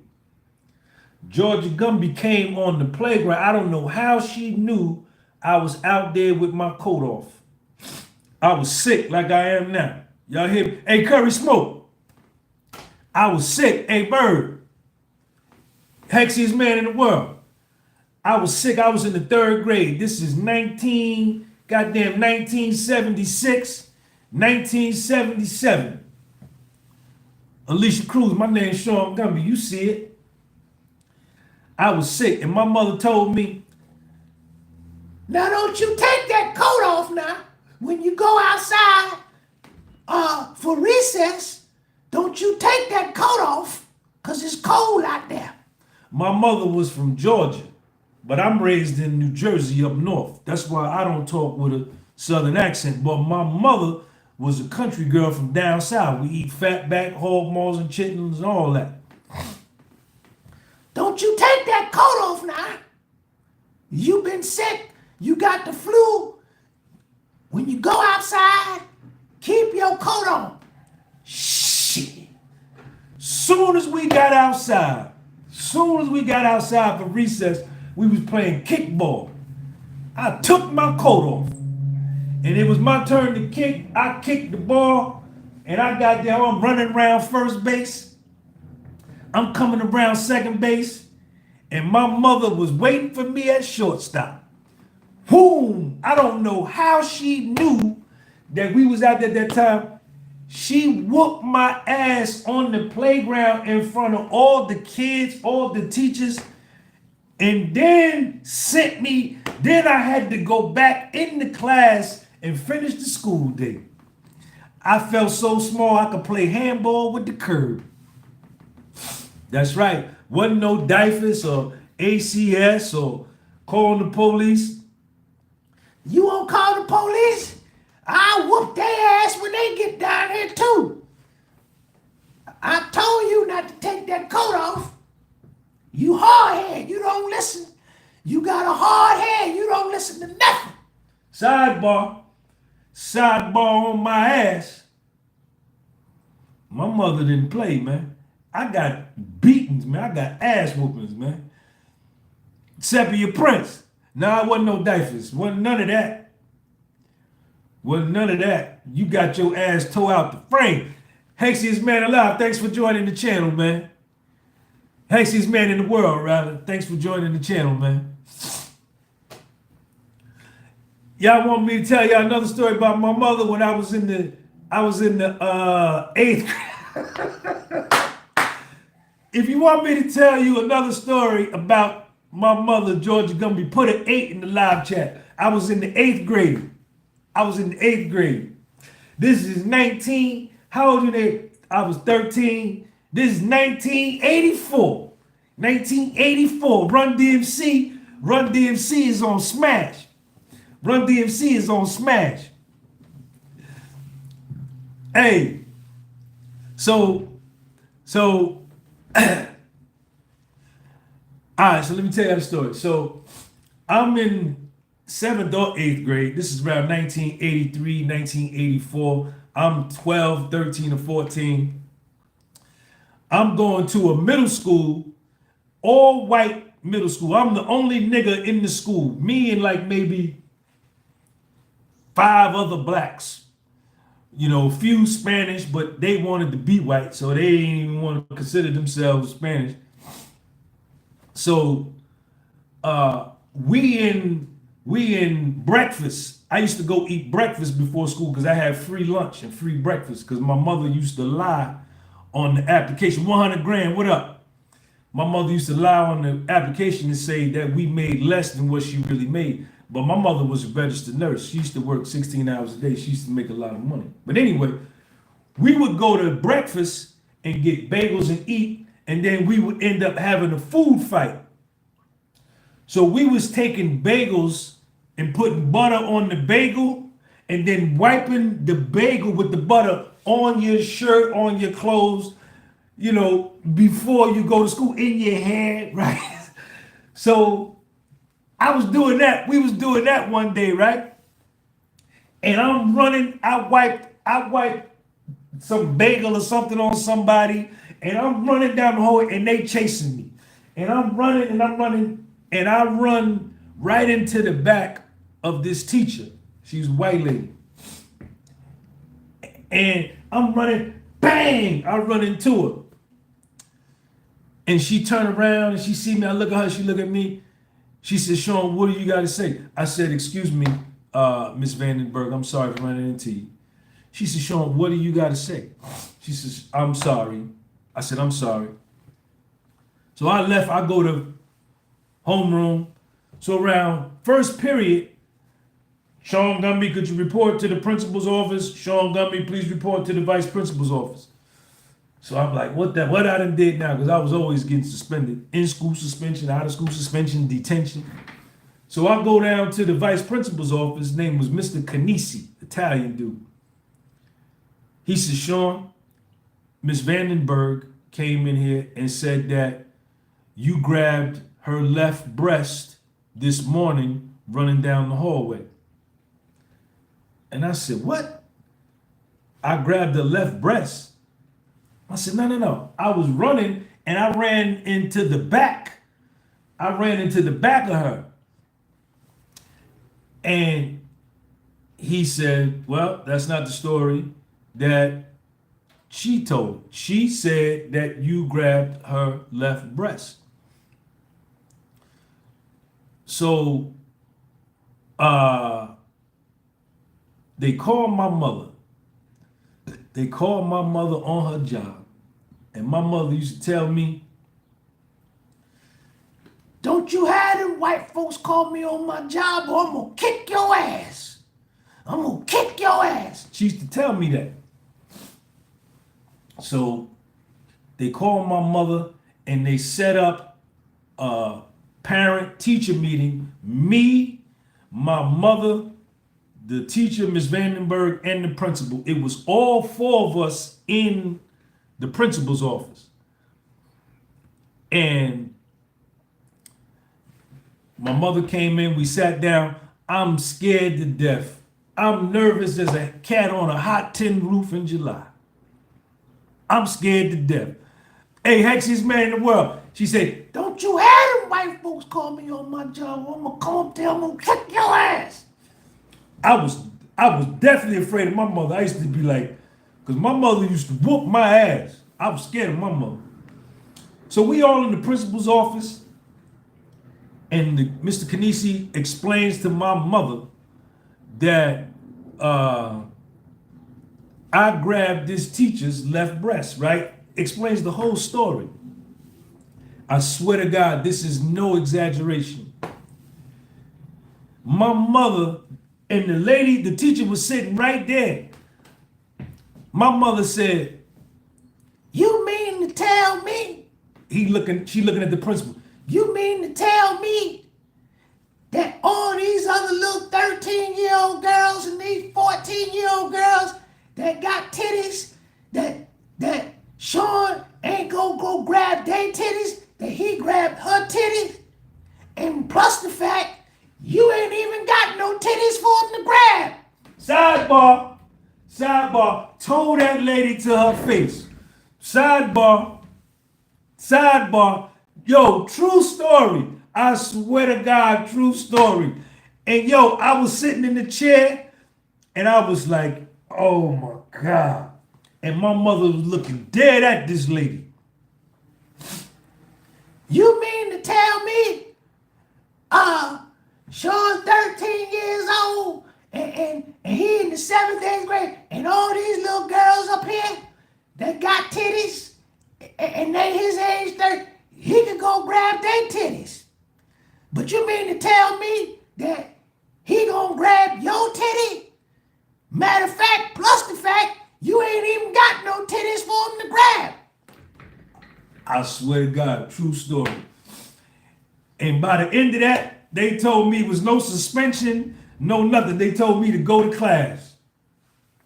Yes, sir, this is true story. This is true story. I ain't telling no lie. Press. Sidebar.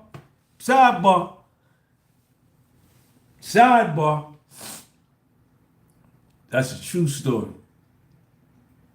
I miss my mother. I miss my mother, man.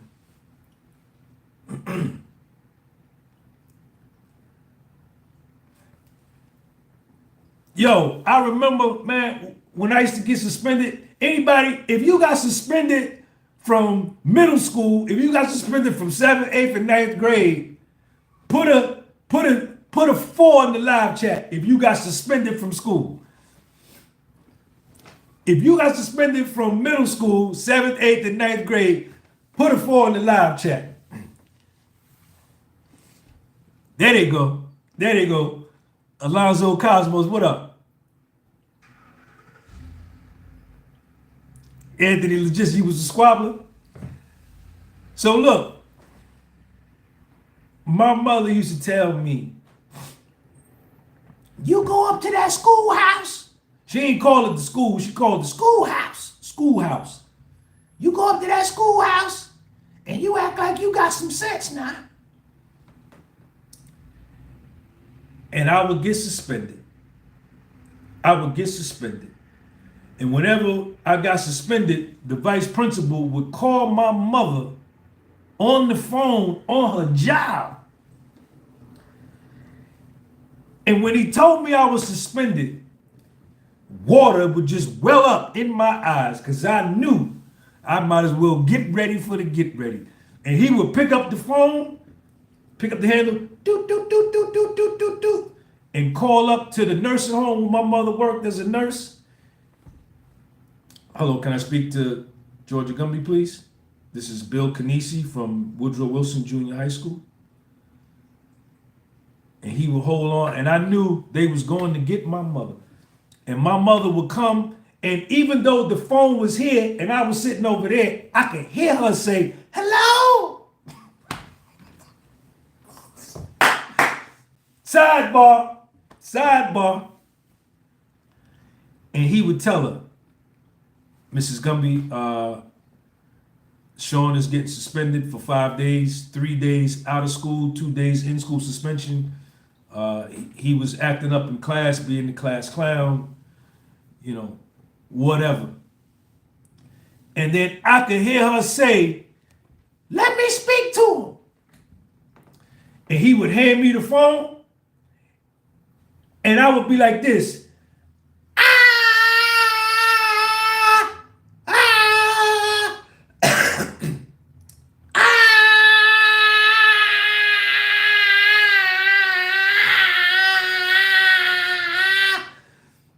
And put the phone in my ear, and she would tell me, take your ass home. Don't cut on that TV. Don't get on that phone. Take your ass straight home, because I'm going to kick your ass when I get home. Now give me back to the principal. And I would give her the phone back, and it would be like this. Poof. I would be terrified. And school would be over, and it was time to go home. And I'd be walking home. They'd be like, yo, Sean, come on, we're going to go play football. We're going to go do this. Nah, man, I can't go, man. I'll see y'all later. And you be walking home, and it's be like, I'll be walking to my execution. Just be taking my time. And then I'll go home, goddamn, wash the dishes, take the garbage out, goddamn sweep, vacuum, clean up the pillows on the couch, get everything perfect. Get everything perfect. And then she would work from 7 to 3, and then from 3 to 11. And I'd be in the goddamn bed by 7:30. And it still be daylight outside. I done took my shower. I'm in my pajamas, 7:30. I'm gonna go to sleep. She gonna forget. Maybe she'll forget. Shit. Man, she come in there about 11:20, 11:25 and tear my ass up, wake me up out my sleep, whooping my ass. Yes, sir. You gonna get this ass whooping. Yes, sir. Yeah. Hey, yo, just being me. You be looking out the window and you see everybody playing and shit. They on their bike. And you be like, damn, I wish I could go outside. But you knew you couldn't go outside. 100 grand. Get your ass up out that bed. Didn't I tell you? Didn't I tell you? Didn't I tell? Then she be talking to you while they be whooping your ass. Yes, sir. Then the next day or 2 days later, she take me out and buy me something that I wanted. That was her way of apologizing to me. Foundational Black American woman from the South, from Georgia. She didn't play the radio. She was for real, man. She's for real. Lee Hall, that was the truth, man. And then after she whoop you, after she whoop me, she feel bad. Then she take me out and get me a new bike or some shit or some new sneakers. That was her way of apologizing. She would never say like, I'm sorry for whooping your ass. She'd go buy me something. Them was the days, man. That's how I was raised. You can hear your friends outside, you can see them. You be like, damn, they having fun. Nowadays, kids come home and scare the parents. Yep. They would stuff rocks and tell you, yep.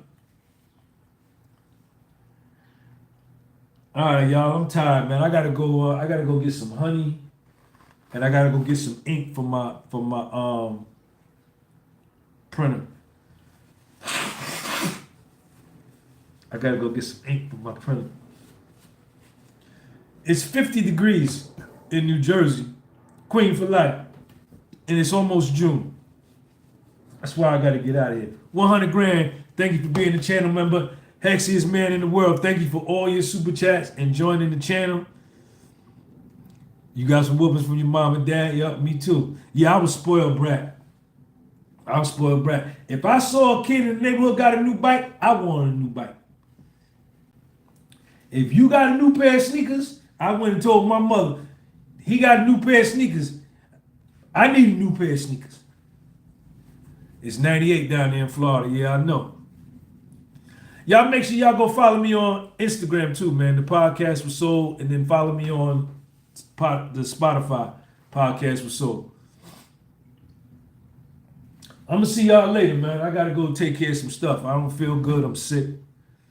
I'm gonna holler at y'all later. Thank everybody for coming. Peace.